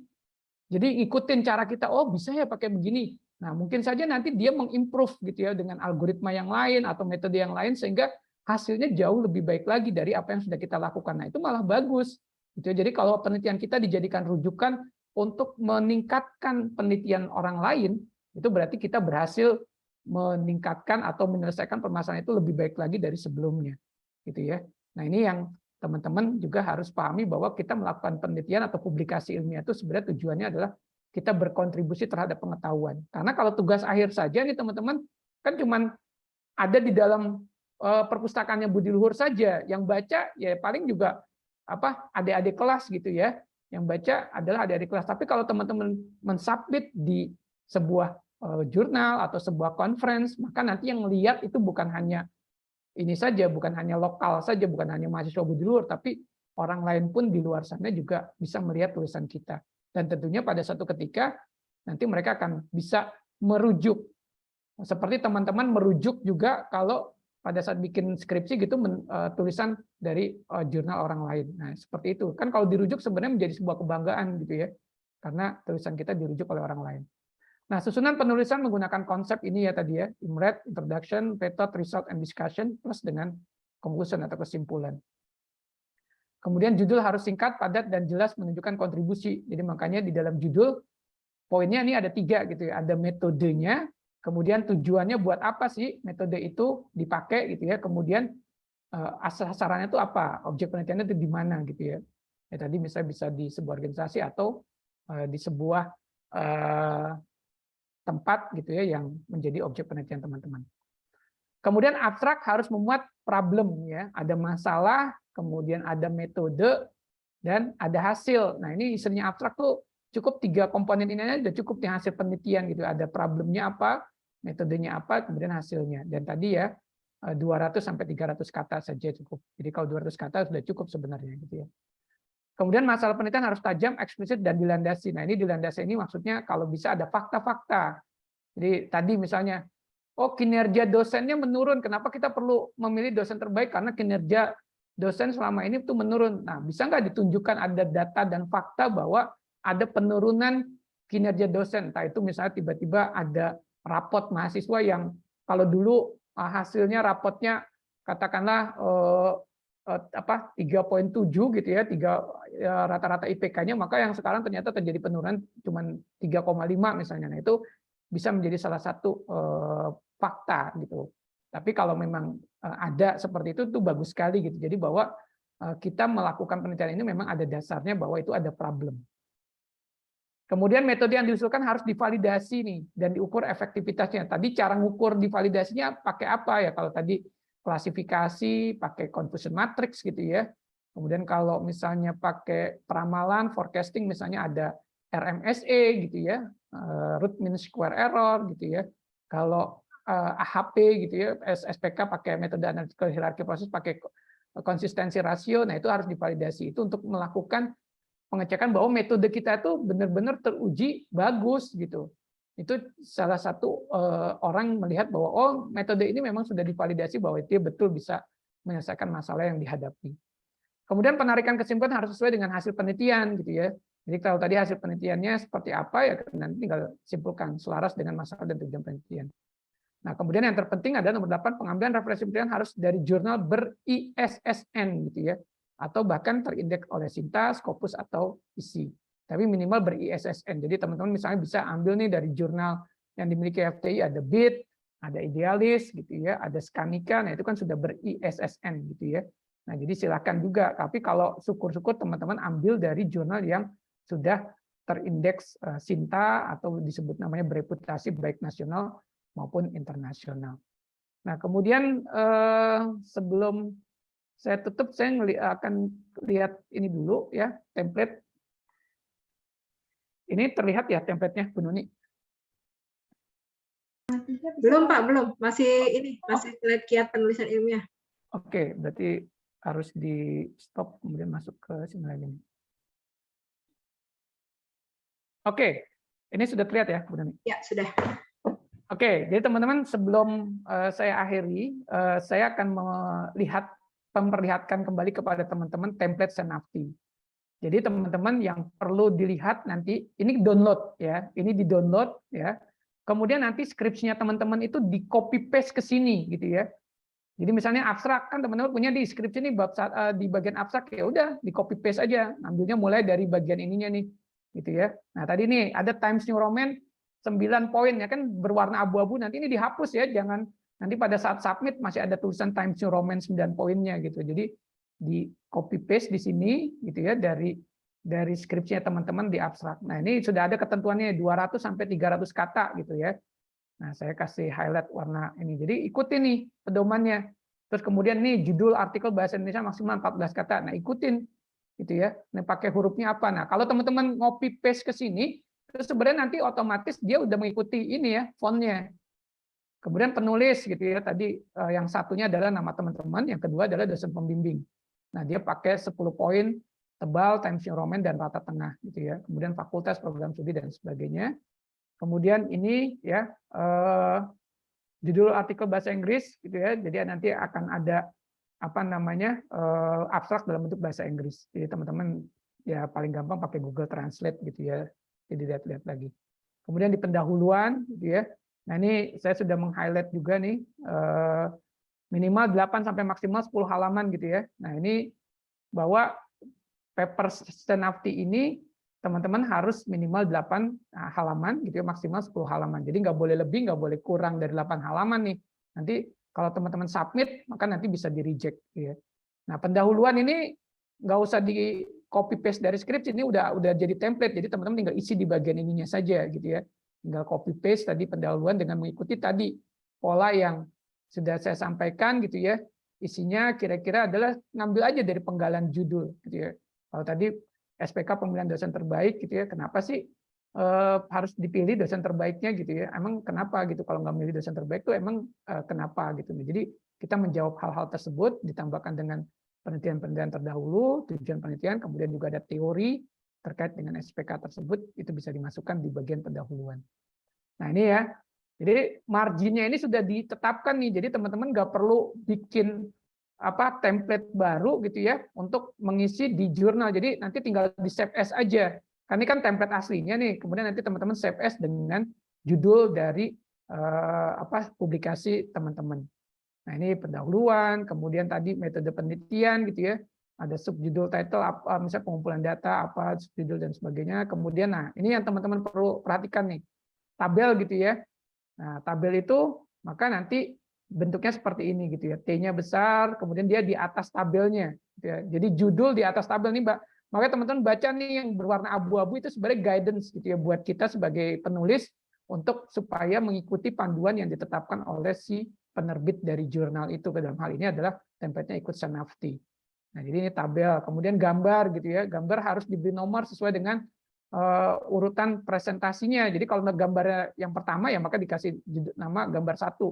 Kalau di tugas akhir kan gambarnya pakai judul bab ya, nomor bab misalnya gambar 11. Nah, maka kalau di publikasi ilmiah gambarnya tuh udah urut aja, gambar 1, gambar 2, gambar 3 dan seterusnya. Tabel juga tabel 1, 2 dan 3, tidak ada referensi babnya. Kenapa? Karena di publikasi ilmiah kan tadi sudah dalam bentuk susunan 1, 2, 3 seperti itu. Jadi nggak ada lagi gambar bab kemudian nomor gambar, itu nggak perlu lagi gitu ya. Jadi cukup 1, 2, 3, kemudian begitu juga persamaan nih. Nah, persamaan ini disampaikan bahwa dia harus menggunakan 1 baris 3 kolom. Nah, ini juga saya ini nih. Jadi modelnya seperti ini nih. Jadi teman-teman bikin tabel 3 kolom gitu ya. Kemudian nanti di tengah-tengah dimasukin persamaannya. Kemudian nanti di belakangnya di sebelah kanan itu dikasih nomor persamaan pakai dalam kurung seperti ini. Gitu ya. Pakai dalam. Nah, hilangkan border sebelum naskah dikirim. Nah, ini nanti bordernya dihilangin nih. Ini teman-teman bikin begini nih pakai insert table aja gitu ya. Nanti bikin 3 kolom. Nah, ini sudah diatur. Jadi teman-teman ikutin ini ya. Kemudian hasil pembahasan, kemudian sini ada tambahan subtitle apa misalnya. Jadi memang ini sangat disesuaikan dengan tugas akhir teman-teman. Jadi nggak bisa digeneralisasi subtitle 31 itu apa gitu. Nggak bisa di dalam jurnal. Paling kita hanya ngasih highlight di judul babnya deh. Hasil dan pembahasan nanti sisanya nanti tergantung dari tahapan penelitian teman-teman gitu ya. Kemudian kesimpulan, nah ini kebetulan ada ucapan terima kasih. Kalau memang ada, kalau tidak ada ya udah hilangkan. Kemudian yang berikutnya adalah daftar pustaka. Nah, daftar pustaka itu menggunakan format IEEE. Nah, ini di sini ada ketentuan nih minimum 80% berasal dari jurnal yang diterbitkan 5 tahun terakhir. Jadi nanti teman-teman lihat dan coba cek gitu ya. Kalau sekarang 2022 berarti maksimal tahun lamanya adalah 2017 ya. Jadi kalau nanti teman-teman ada referensi yang di bawah 2017, misalnya 2016, 2012, 2010, ya mau tidak mau, ya teman-teman perlu mengupdate dengan referensi yang terbaru. Tapi kalau misalnya sudah yang baru, ya udah, nggak usah diupdate gitu ya, cukup pakai yang sudah. Nah, jumlah referensi di sini ada minimal 10 nih teman-teman ternyata. Nah, ini juga teman-teman perlu perhatikan ya, ada minimal 10. Jadi kalau yang di tugas akhirnya sudah 10, ya sudah bisa tinggal dimasukkan gitu ya, tapi tetap tadi ada lihat 5 tahun terakhir. Ini sebenarnya aturan main ini kan juga sudah kita sampaikan pada saat kita bikin tugas akhir ya. Jadi kalau teman-teman mengikuti tugas akhir dengan referensi yang up to date, maka nanti pada saat bikin publikasi ilmiah itu sebenarnya sudah tidak perlu lagi merubah terlalu banyak gitu ya. Nah, kemudian menggunakan model IEEE seperti ini ya. Gitu ya. Ya, dan seterusnya. Nah, ini model daftar pustakanya. Ini model IEEE. Nah, terus kemudian, nah lihat nih ada huruf merah nih ya. Hapus semua informasi yang berwarna abu-abu seperti di naskah pengiriman Anda. Jadi kalau nanti teman-teman submit yang abu-abunya dihapus ya, jangan dibiarkan saja ada tulisan ini ya, misalnya Times New Roman 13,5 center jika ada. Nah, ini hilangin nih pada saat submit harus udah bersih dari warna merah, warna abu-abu gitu ya. Semua isinya adalah tugas akhirnya teman-teman yang dikonversi menjadi tugas akhir. Nah, di sini bahkan sampai ada warning gitu ya. Jadi namun banyak kesalahan fatal dari penulis adalah tidak membaca dengan baik panduan dari template ini, sehingga naskah yang dikirimkan tidak sesuai dengan template. Untuk beberapa alasan naskah yang tidak sesuai dengan template terkadang langsung di-reject gitu ya. Nah, ini jadi saya sangat menyarankan sekali teman-teman baca panduan baik-baik gitu ya. Jadi caranya adalah tadi masuk ke Senapti. Nah, ini mungkin saya kasih lihat dulu deh webnya Senapti itu.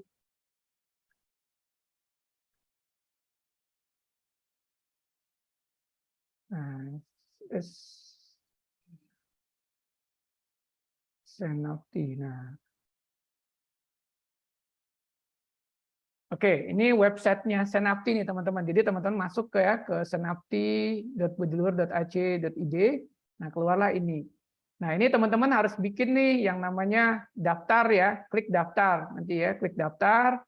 Ya, nanti di sini teman-teman masukin nih nama depannya siapa, nama belakang siapa, afiliasinya ya sebutkin aja. Universitas Budi Luhur, negaranya ya pasti ada pilihan Indonesia gitu ya. Kemudian email teman-teman, nama pengguna. Nah, ini nama pengguna ini nama unik teman-teman nanti waktu login gitu ya. Jadi kalau saya disesuaikan saya dengan nama saya, misalnya namanya jadi digabung gitu ya. Biasanya tanpa spasi ini namanya. Serah nih. Kalau nanti udah ada, mungkin ada yang namanya mirip-mirip, nanti akan dia kasih tahu bahwa nama ini sudah terpakai sama orang lain gitu ya. Tapi kalau misalnya teman-teman ini Senapti kan masih baru nih, mungkin masih bisa dapat nama unik gitu ya khusus untuk di Senapti. Atau masukin password ya, diulang 2 kali, kemudian saya setuju data saya diambil berdasarkan ini pernyataan privacy, jadi nanti teman-teman klik gitu ya. Saya ingin diberitahu bila ada terbitan atau pengumuman baru, ini juga diklik gitu ya. Nah, saya ingin dihubungi permintaan mereview naskah. Nah, karena ini teman-teman bukan sebagai ini reviewer, jadi cukup 2 saja. Nanti daftar, ya daftar. Kalau sudah bisa daftar, nanti teman-teman login pakai ini nih, nama pengguna ini ya yang ada di sini ya. Jadi misalnya namanya katakanlah Denny Mahdiana, sambung semua gitu ya. Nanti pakai, makanya nanti passwordnya jangan sampai lupa nanti. Nanti kalau teman-teman sudah bisa ini nih ada tombol kirim artikel gitu ya, kirim artikel. Nah, ini udah ada countdown-nya nih. Senapti 6 September tuh 39 hari lagi. 17 jam 30 menit 0 detik itu tadi. Nah, ini teman-teman jangan lupa nih di sini ada template jurnal, tinggal teman-teman klik gitu ya. Nanti dia akan masuk ke Google Sheet ini ya. Google Doc gitu ya. Nanti teman-teman tinggal pilih file, kemudian pilih download gitu ya.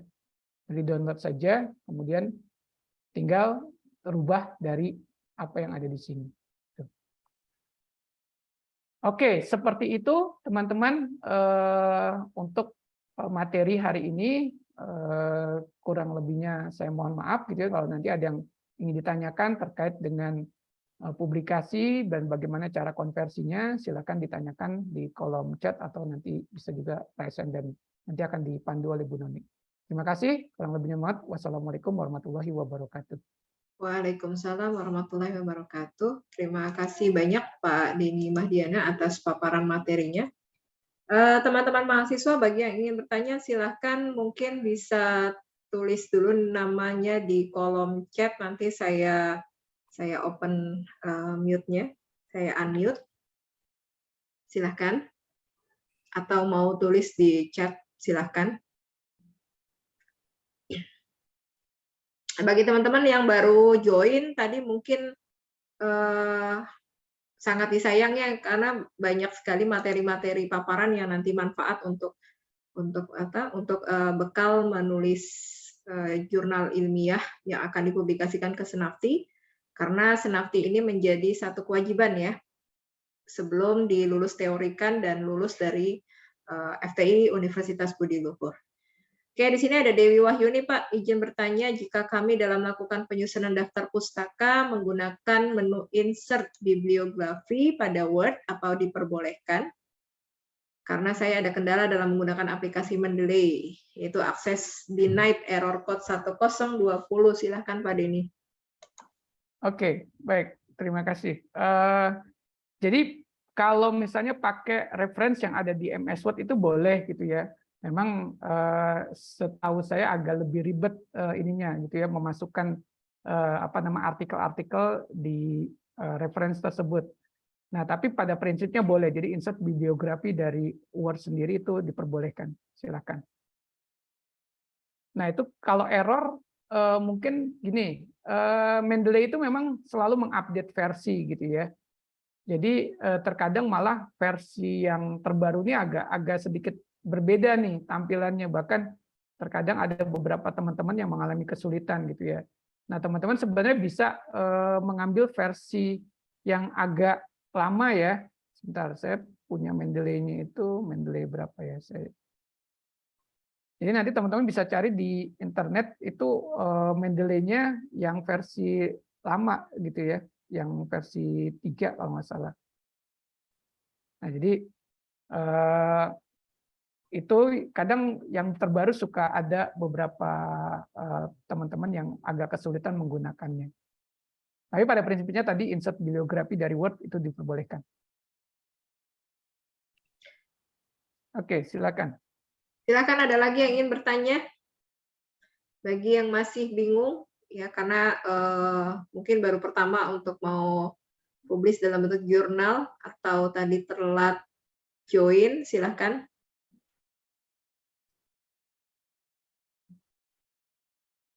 Buat teman-teman yang belum mengisi daftar kehadiran, link daftar kehadiran sudah saya share di kolom chat. Nanti teman-teman yang sudah menjadi peserta di webinar hari ini akan mendapatkan sertifikat yang bisa dimasukkan ke dalam SKPI, ya, surat keterangan pendamping ijazah. Kemudian untuk materi nanti akan di-share di grup pembimbing via Kaprodi. Ya, kemudian untuk sertifikatnya sendiri nanti kita akan informasikan melalui link G Drive ataupun kita email. Oke, ini ada pertanyaan mengenai kamera ready itu maksudnya apa?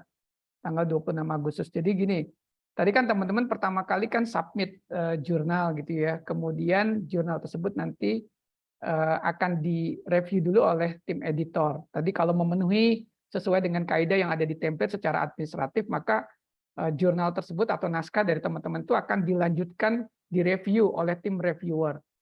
Nah, kemudian nanti tim reviewer akan melakukan verifikasi. Kalau misalnya dia bilang udah oke, diterima, gitu ya.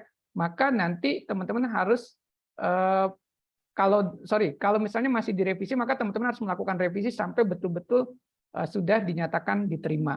Nah, kalau sudah diterima, itu maksudnya adalah bentuknya tadi kamera ready atau di tanggal 26 Agustus itu sudah clear semua, karena nanti tim dari panitia itu akan mulai menyusun dalam bentuk proceeding, teman-teman, gitu ya. Makanya kalau nanti teman-teman misalnya disuruh revisi, tapi teman-teman nggak revisi, gitu ya, nggak submit revisinya, ya nanti bisa jadi tidak terbit jurnal atau naskahnya, gitu ya. Jadi bukan berarti kalau teman-teman mendaftar, kemudian sudah pernah sempat submit artikel, terus nggak dilihat-lihat nih apakah ada revisi atau enggak gitu ya. Nah, itu teman-teman harus selalu mengecek di email ataukah nanti masuk ke dalam login atau account yang teman-teman create gitu ya. Nanti di situ biasa ada informasi ya, misalnya ada komentar dari reviewer, nah, teman-teman perbaiki kemudian submit ulang. Nanti batas akhirnya itu di 26 Agustus bahwa semuanya itu sudah siap untuk dijadikan publikasi.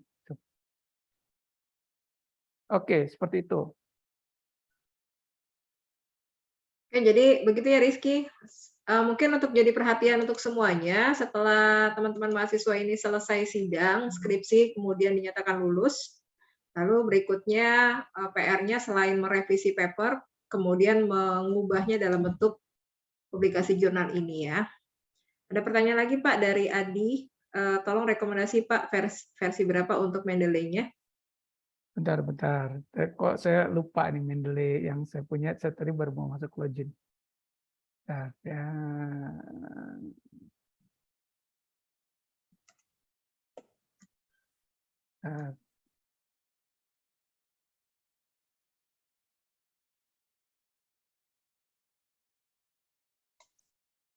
Oke, sebentar.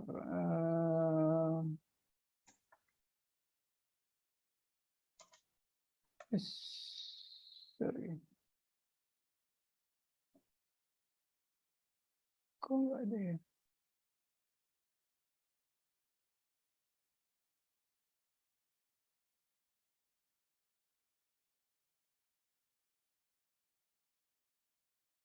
Lalu ini saya jadi lupa nih menemukan versi Mendeley yang saya punya.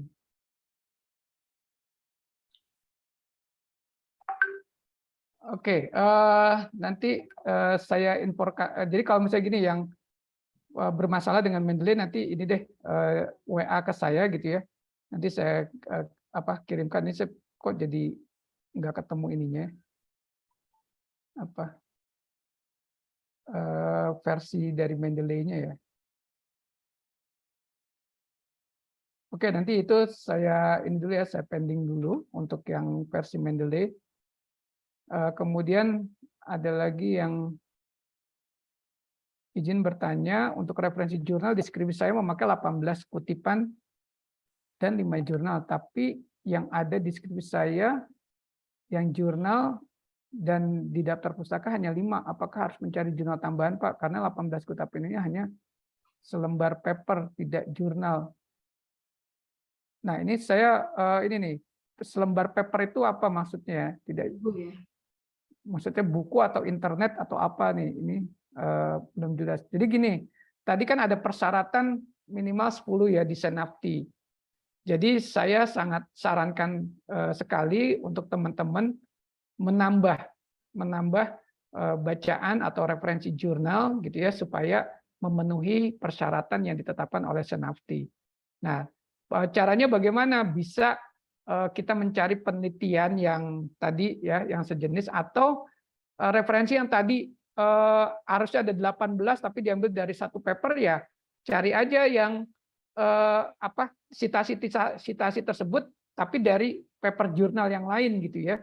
Jangan hanya dari satu paper diambil semua tuh citasinya. Misalnya kalau tadi SPK, pengertian SPK dari satu jurnal, pengertian AP dari satu jurnal, kalau bisa cari yang lain supaya hasanah dari jurnalnya bisa jauh lebih banyak dan tadi yang minimal disyaratkan 10 gitu. Nah, kalau saya ya meminta teman-teman untuk mencari kembali gitu ya. Bukannya udah jadi syarat di skripsi ya harusnya 10 jurnal referensi ini. Kalau di mana? Di SI untuk yang studi sih 3 ya, kalau di TI 5 ya kalau tidak salah Bu Noni. Cuman untuk referensi daftar pustakanya minimal 10 jurnal 10 referensi memang. 10 jurnal referensi untuk studi literaturnya. Oh, 10 kalau di TI ya? Iya. Oh, kalau di SI masih 3 nih kebetulan, jadi mungkin ini ya. Iya, berarti PR ya untuk siapa nih Muhammad. Jadi untuk mencari lagi literatur reviewnya yang berkaitan dengan topik yang diangkat. Karena tadi referensinya minimal 10. Ya. Ya, sebenarnya referensi itu bisa tidak harus tentang jurnal ya. Jadi misalnya kayak tadi SPK gitu. SPK misalnya teman-teman dapat dari sebuah buku gitu ya, buku tentang tambah jadi referensi gitu ya. Jadi terkait dengan referensi ini di daftar pustakanya tadi yang diminta dari Senapti adalah ada 10 referensi yang digunakan untuk minimal dalam jurnal Senapti. Jadi silakan itu diikuti. Kemudian apa nih? Pada template penulisan di Senapti setelah bab kesimpulan itu ada bab baru lagi ya Pak. Diawali dengan poin 1, poin nomor 2 ucapan terima kasih, dan poin nomor 3 daftar pustaka. Sepertinya kalau dari kesimpulan ini ada kesalahan ya. Jadi kalau teman-teman misalnya kesimpulan ada 4 gitu ya, terus kemudian mungkin saya share screen ya. Ini ada kesalahan template tuh. Ya, jadi ini di kesimpulan ada angka 1, 2. Nah, ini jadi nggak usah dipakai gitu ya. Jadi pas kesimpulan udah 4. Nanti daftar pustakanya nggak usah pakai angka lagi nih teman-teman. Gitu ya. Nggak usah pakai angka lagi, langsung aja daftar pustaka. Nah, ini ucapan terima kasih juga nggak usah pakai angka lagi gitu. Ya, ini kayaknya ada kesalahan template nih. Tapi kesimpulan minimal daftar pustaka ya Pak? ya, kesimpulan terus kemudian daftar pustaka nggak usah pakai angka. Jadi langsung seperti ini gitu ya. Nah, biasa di tengah ini berarti. Nah, ucapan terima kasih juga biasanya nggak pakai ini ya. Nah, ucapan terima kasih di tengah. Nah, ini karena ada abu-abunya ya. Jadi, nah seperti ini gitu. Nah, jadi ini ikutin ini. Nah, yang tadi nomor ini sepertinya ada kesalahan dari template-nya. Jadi minimal seperti ini saja sampai bagian 4 kesimpulan, kemudian yang lainnya tidak perlu pakai nomor. Seperti itu. Oke, baik, pertanyaan berikutnya dari Bagusti, Pak. Untuk presentasi jurnal, menjelaskan dengan PowerPoint, dan programnya juga dipresentasikan juga ya lewat video. Oke, ya terkait dengan Senapti, yang perlu teman-teman presentasikan adalah cukup dari jurnalnya saja, gitu ya. Untuk program tidak perlu tidak perlu presentasikan atau didemokan. Jadi yang dipresentasikan adalah karena teman-teman sudah punya jurnal, tadi ya 8 sampai 10 halaman, maka yang bagian itu saja yang teman-teman presentasikan, gitu ya. Dan bikin durasinya tadi 7 sampai maksimal kalau tidak salah 8 menit gitu ya. Nah, 8 menit dibikin, kemudian teman-teman bisa pakai tadi Google Meet atau bisa pakai Zoom gitu yang gratisan kan Zoom itu bisa sampai 40 menit ya. Jadi teman-teman bisa pakai Zoom, bikin yang gratisan, kemudian direkam sekitar tadi 8 menit gitu pakai timer, kemudian setelah itu di-save dalam bentuk MP4, nanti dikirim ke panitia. Nanti panitia yang akan memplay pada saat pelaksanaan seminar. Jadi dikumpulin dulu, nanti mungkin akan ada informasi tentang Google Drive tempat tempat mengumpulkan sesuai dengan breakout room. Nanti dari sana panitia yang akan melakukan nge-play dari video teman-teman supaya teman-teman nanti tinggal siap-siap aja pada saat pada saat tanya jawab barulah nanti teman-teman yang ngomong gitu ya. Jadi tetap live-nya itu adalah tanya jawabnya, tapi untuk presentasinya dibuat dalam video supaya nanti durasi waktu pelaksanaan parallel session-nya itu bisa lebih efektif waktunya seperti itu. Jadi tidak perlu pakai present atau demo program ya. Kemudian ada lagi pertanyaannya Dedek dengan Toha hampir sama Pak. Ini karena sifatnya publikasi ini wajib. Bagaimana kalau misalnya sudah keluar dari batas waktu yang ditentukan, itu mahasiswa tidak menyelesaikan submit revisinya, itu nilainya dibatalkan atau ijazahnya ditahan atau apa kondisi negatif yang akan dialami mahasiswa? Oke, jadi kemarin kita di fakultas dari program studi sudah mensosialisasi bahwa Senapti ini memang menjadi kewajiban buat mahasiswa yang ikut tugas akhir sebagai salah satu untuk lulus teori, pengesahan lulus teori. Jadi kalau teman-teman tidak submit, ya nilai TA-nya sih tetap sudah keluar kan nilai TA-nya pada saat teman-teman menyelesaikan ke perpustakaan itu udah keluar nilainya. Jadi itu tidak akan kita ubah. Nah, yang jadi kendala adalah nanti teman-teman untuk wisuda. Berarti kalau tidak dilulus teorikan oleh ketua program studi, maka ya tidak bisa wisuda. Karena syarat untuk mengikuti wisuda yang pertama adalah lulus teori. Setelah lulus teori nanti akan di yudisium, gitu ya. Kemudian di yudisium nanti baru teman-teman akan masuk ke dalam daftar peserta wisuda. Gitu. Nah, itu yang menjadi konsekuensinya untuk teman-teman. Nah, ijazah bagaimana, Pak? Nah, kalau tadi belum dilulus teorikan, berarti kan otomatis belum di yudisium, maka ijazahnya belum dibuat. Gitu. Jadi ini yang teman-teman perlu apa ya istilahnya harus segera membuat jurnal ini dan konsultasi dengan pembimbing ya, teman-teman jangan lupa pembimbing masih berkontribusi. Kenapa? Karena pembimbing namanya nanti akan muncul di nama kedua. Jadi atau insya Allah pembimbing bisa membantu untuk menyempurnakan dari skripsi menjadi publikasi ilmiah. Nah, terus kemudian terkait dengan kemarin ada beberapa pertanyaan dari dosen yang mungkin juga pertanyaan dari mahasiswa. Boleh nggak sih submit di luar Senafti? Nah, ini mungkin yang jadi pertanyaan banyak pihak juga ya. Jadi begini teman-teman, kami dari FTI memperbolehkan teman-teman submit di luar Senafti. Tetapi nanti akan ada semacam form apa ya? Form pernyataan ya, tentunya nanti kalau itu direkomendasikan oleh pembimbing ya bahwa saya mau nih bimbingan saya tulisannya bagus nih, saya mau submit misalnya di jurnal terakreditasi terindeks Sinta 2 misalnya, di jurnal A misalnya. Ya sudah nanti dosen pembimbing membuat surat pernyataan, kemudian tanda tangan di surat pernyataan tersebut diketahui oleh ketua program studi. Nanti ketua program studi berdasarkan surat pernyataan tersebut akan memberikan pengesahan lulus teori buat teman-teman. Tapi memang nanti kita akan melakukan pengecekan apakah benar nggak artikelnya teman-teman tuh dipublikasikan di jurnal yang tadi diinginkan gitu oleh atau direkomendasikan oleh dosen pembimbing. Jadi itu pun akan jadi evaluasi kita.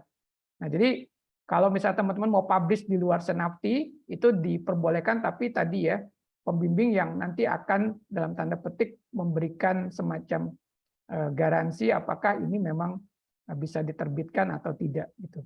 Jadi boleh saja ya.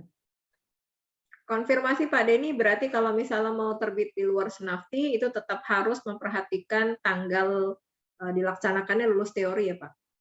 Ya, salah satunya itu. Jadi artinya begini, kalau memang teman-teman submit di luar Senafti gitu ya, kemudian sudah diterima dapat LOE gitu ya, letter of acceptance dari penerbit jurnal, walaupun terbitnya mungkin tidak di bulan September, misalnya di bulan Oktober, nah kita masih bisa menerima tuh, gitu ya. Jadi teman-teman nanti diskusi dengan pembimbing, apakah memang yakin mau mengambil jalur di luar Senafti dengan nanti mungkin jurnal yang direkomendasikan oleh si pembimbing tersebut.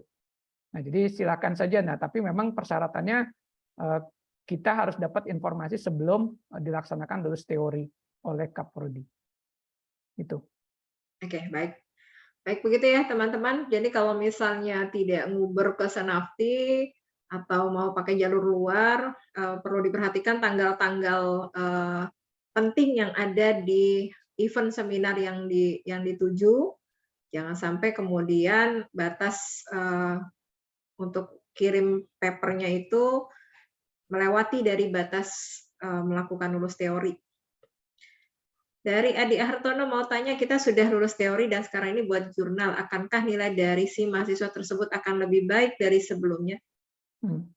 Lulus teori belum ini? Lulus Belum, teori belum kita laksanakan ya. Kaprodi yang melaksanakan. Ya, jadi mungkin yang dimaksud teman-teman lulus teori kemarin mungkin udah keluar itu Pak itu. Sidang mungkin maksudnya. Lembar pengesahan gitu ya. Jadi sebenarnya proses lulus teori belum kita lakukan dari prodi gitu ya, karena memang masih dalam proses mahasiswa masih revisi dan sebagainya. Nanti udah ada batas closing tugas akhir gitu ya, karena ini masih ada sidang kedua kan hari Senin. Itu nanti baru akan ada proses lulus teori oleh ketua program studi. Setelah teman-teman juga udah submit kemana tuh, ke perpustakaan ya. Nah, terkait dengan nilainya apakah akan jadi lebih baik? Nah, ini tidak ya teman-teman. Jadi ini tidak akan mengubah nilai skripsi teman-teman. Jadi kepentingan kita menggunakan Senafti ini terus terang adalah bahwa sebagai sebuah institusi pendidikan kita harus dalam hal ini Budi Luhur perlu membuat yang disebut namanya academic atmosphere. Academic atmosphere itu dalam rangka kita kan ada yang namanya Tridharma, perguruan tinggi, pembelajaran, teman-teman sudah lakukan. Nah, kemudian yang kedua adalah penelitian. Nah, penelitian ini memang bentuknya bisa dalam bentuk tadi tugas akhir, kemudian kita mau mulai menggalakkan yang namanya jurnal ilmiah. Nah, jurnal ilmiah ini memang teman-teman kenapa agak sedikit kita paksakan, karena memang ternyata ini akan menjadi salah satu penilaian dari badan akreditasi. Gitu ya, saat ini FTI itu akan diakreditasi oleh lembaga akreditasi mandiri namanya LAM-Infocom. Salah satu instrumen penilaian yang ada di LAM-Infocom adalah jurnal di bidang informatika dan komputer dari mahasiswa gitu ya. Jadi ada jumlah publikasi yang dilakukan oleh mahasiswa dan dosen. Nah, oleh karena itu, karena kami melihat bahwa akreditasi ini juga akan menjadi komponen yang sangat penting buat kemajuan prodi, maka kami membuat acara seperti ini supaya nanti dosen-dosen punya publikasi, mahasiswa pun nanti bisa menjadi istilah semacam alat untuk membantu program studi untuk meningkatkan akreditasinya. Syukur-syukur nanti dengan adanya program ini akreditasinya prodi jadi lebih meningkat. Kenapa? Karena mahasiswa sudah mulai belajar membuat publikasi ilmiah sejak dia masih berada di jenjang sarjana. Gitu.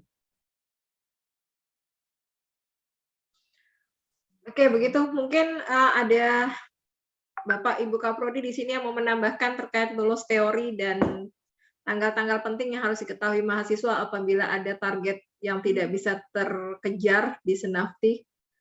Pak Bimo atau Pak Indra atau Bu Ratna Ujiandari atau Pak Ian Everhard, silahkan kalau mau menambahkan.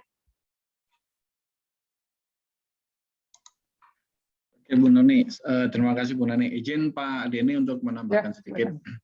Jadi terkait dengan lulus teori tadi, jadi yudisium itu nanti dilakukan paling terlambat itu tanggal 26 Agustus. Jadi kemungkinan dari SI nanti untuk melulus teorikan di tanggal maksimal itu di tanggal 23 itu sudah selesai. Ya, jadi sekali lagi bahwa kalau tadi ada statement lulus teori, itu belum. Kami dari Prodi, saya rasa dari Pak Indra, ini juga ada Pak Indra, Pak Yan, ini memang sama sekali belum melakukan lulus teori. Jadi yang dilakukan oleh Prodi saat ini adalah memverifikasi dari tugas akhir yang kemarin telah dilakukan perbaikan. Ya, jadi belum melulus teorikan ini. Kami di Prodi belum melulus teorikan. Ya, jadi baru tahap memverifikasi, ya. Nanti yang teman-teman mahasiswa nanti harus ketahui di situ. Nah, kalau kemudian tadi bisa nggak di Senafti tadi Pak Denny sudah bilang bisa nggak di luar Senafti. Nah, Pak Denny tadi sudah sampaikan boleh di luar Senafti. Gitu. Tapi kalau menurut saya ya teman-teman mending lebih baik di Senafti lah, di tempat kita sendiri lah. Dan itu mungkin kalau di luar Senafti mungkin kosnya malah lebih besar daripada yang di Senafti. Kalau di Senafti kemarin berapa Bu Noni? Kemarin untuk internal 50.000 ya, udah 50.000 ya. Kemungkinan malah kalau teman-teman mau di luar Senafti, satu bahwa terbitnya mungkin, nah ada yang mungkin bulan Oktober, ada yang bulan November, sedangkan kami berharap bahwa LOA dari si penerbit itu sudah diterima di Prodi sebelum lulus teori, artinya sebelum tanggal 26 Agustus. Itu sebisa mungkin kami sudah menerima LOA kalau memang akan diterbitkan di luar Senafti. Ya. Tapi kalau di Senafti kan otomatis nanti kan gitu nama Anda, teman-teman semua nanti akan tercatat. Ya, nah kira-kira itu saja dari saya Bu Noni. Baik, terima kasih Pak Bimo. Ada yang mau ditambahkan dari Pak Indra atau Pak Ian dan Bu Ratna?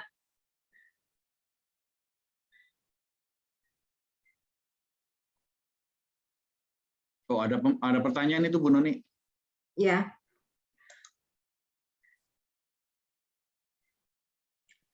Masalah pembayaran gimana prosedurnya, sudah ditaruh di webnya Senafti, silahkan mampir nanti bisa calling PIC yang sudah ditaruh di situ untuk mendapatkan info lebih lanjut.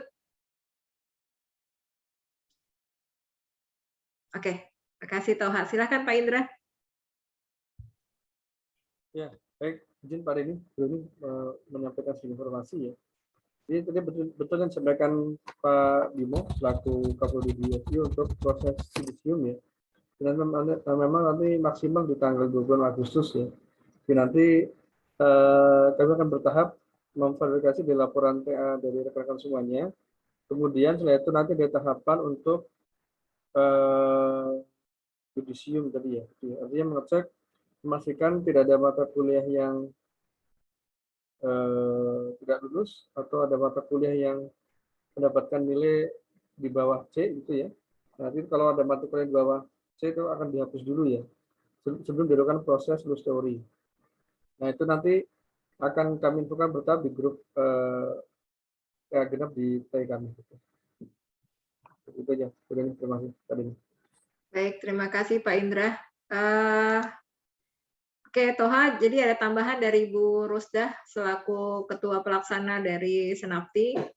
Jadi nanti setelah upload paper, kalau kemudian papernya dilihat oleh tim panitia, kemudian diterima, maka akan dapat letter of acceptance. Nah, di email balasan itu mungkin akan kita infokan untuk prosedur pembayarannya sekalian ya, Toha ya. Apabila papernya dinyatakan sudah diterima. Baik, ada pertanyaan lain? Sudah jam 14.57.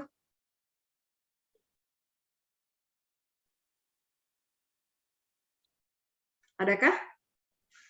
Atau ada tambahan dari Pak Ian Everhat dan Bu Ratna sebelum kita closing? Saya tidak, Bu Noni. Saya Terima mengikuti. kasih Bu Noni. Karena SK itu baru sidangnya di hari Jumat, memang saya sudah sarankan kepada dosen pembimbing untuk memasukkan ke Senapti saja, karena mengingat takutnya itu publikasinya tidak bersamaan dengan waktu pengurusan semua proses administrasi yang ada di Budi Luhur. Itu aja sih. Saya sudah mengingatkan kepada dosen pembimbingnya. Jadi kalau misalnya di luar itu, maka seandainya tanggalnya melebihi dari batas yang sudah ditetapkan oleh administrasi FTI, maka kita tidak bertanggung jawab lagi. Ya, kira-kira itu yang saya tambahkan ya, Ibu Noni. Baik, terima kasih banyak Pak Yan. Pak Yan nggak kelihatan wajahnya, terdengar suaranya. Oh, di saya kelihatan. Oh, kamera Bu Noni di set agak terang. Kayaknya koneksi antara saya Pak Yan ada masalah ini. Ada pertanyaan lain? Ini kepada seluruh peserta saya akan share karena saya sudah dapat materi dari Pak Denny. Saya akan share di chat box ya untuk filenya. Silahkan di-download langsung. Ya, sudah saya share materi dari Pak Denny tadi. Ada lagi yang ingin bertanya?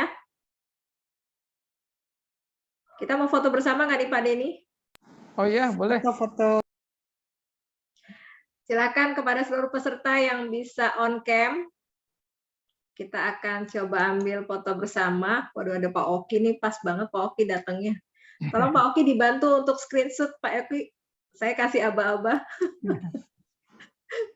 Pak Oki pas benar. Bu Rusdah juga ada ternyata. Oh, ada. Ya, Bu Rusdah ya, diam-diam. Silakan kepada peserta untuk on cam bagi yang tidak berhalangan atau yang kondusif, silakan. Oh, ada 10 layar ya di saya. Ya, kita punya 10 layar nih, wajah-wajah yang sudah lulus skripsi ya. Baik, Pak Oki, ready Pak Oki? Oke, ready, save. Oke, Pak Oki saya mute, tapi saya takut. Oke. Kita mulai dari slide pertama. Oke, ikuti aba-aba dari saya. 1, 2, 3. Kita lanjut slide kedua. Tahan ya semuanya karena ada 10 slide, jangan di-off dulu. Slide kedua, 1, 2, 3. Berikutnya kita ke slide ketiga. Oke, 1, 2, 3. Wah, di slide ketiga udah pada tutup semua ini. Kita ke slide keempat. 1, 2, 3. Baik, lanjut ke slide kelima.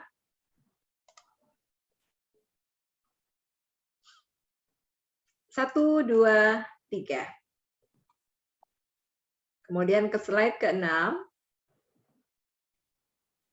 1, 2, 3. Lanjut, slide ke-7. 1, 2, 3. Slide ke-8. 1, 2, 3. Lalu slide ke-9. 1, 2, 3. Slide terakhir. 1, 2, 3. Oke, terima kasih semuanya untuk kehadirannya. Jangan lupa yang belum isi absensi, absen segera. Nanti saya akan share ke email kalian masing-masing sertifikat dari acara webinar ini. Bisa dijadikan SKPI ya, di input. Jangan lupa di input dulu, baru nanti disetujui SKPI-nya. Terima kasih kepada Pak Denny Mahdiana, Pak Bima Cahyaputra, Pak Indra, Pak Ian Everhard, Bu Ratna Ujiandari, Pak Rizky Pradana.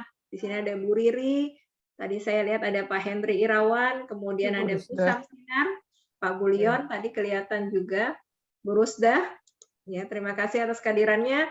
Saya sampaikan bahwa materi webinar hari ini telah semua kita jalani rangkaian acaranya bersama, maka tiba di penghujung acara saya ucapkan terima kasih banyak. Semoga melalui webinar ini publikasi dari karya-karya skripsi mahasiswa FTI Budi Luhur semester genap 2021-2022 dapat terpublish dengan baik, ya, sehingga karyanya bisa dinikmati juga di luar dari Universitas Budi Luhur. Saya pamit undur diri. Wassalamualaikum warahmatullahi wabarakatuh. Salam Budi Luhur. Waalaikumsalam. Salam Budi Luhur. Ya. Ya, terima kasih Bapak Ibu dan mahasiswa semuanya. Terima kasih.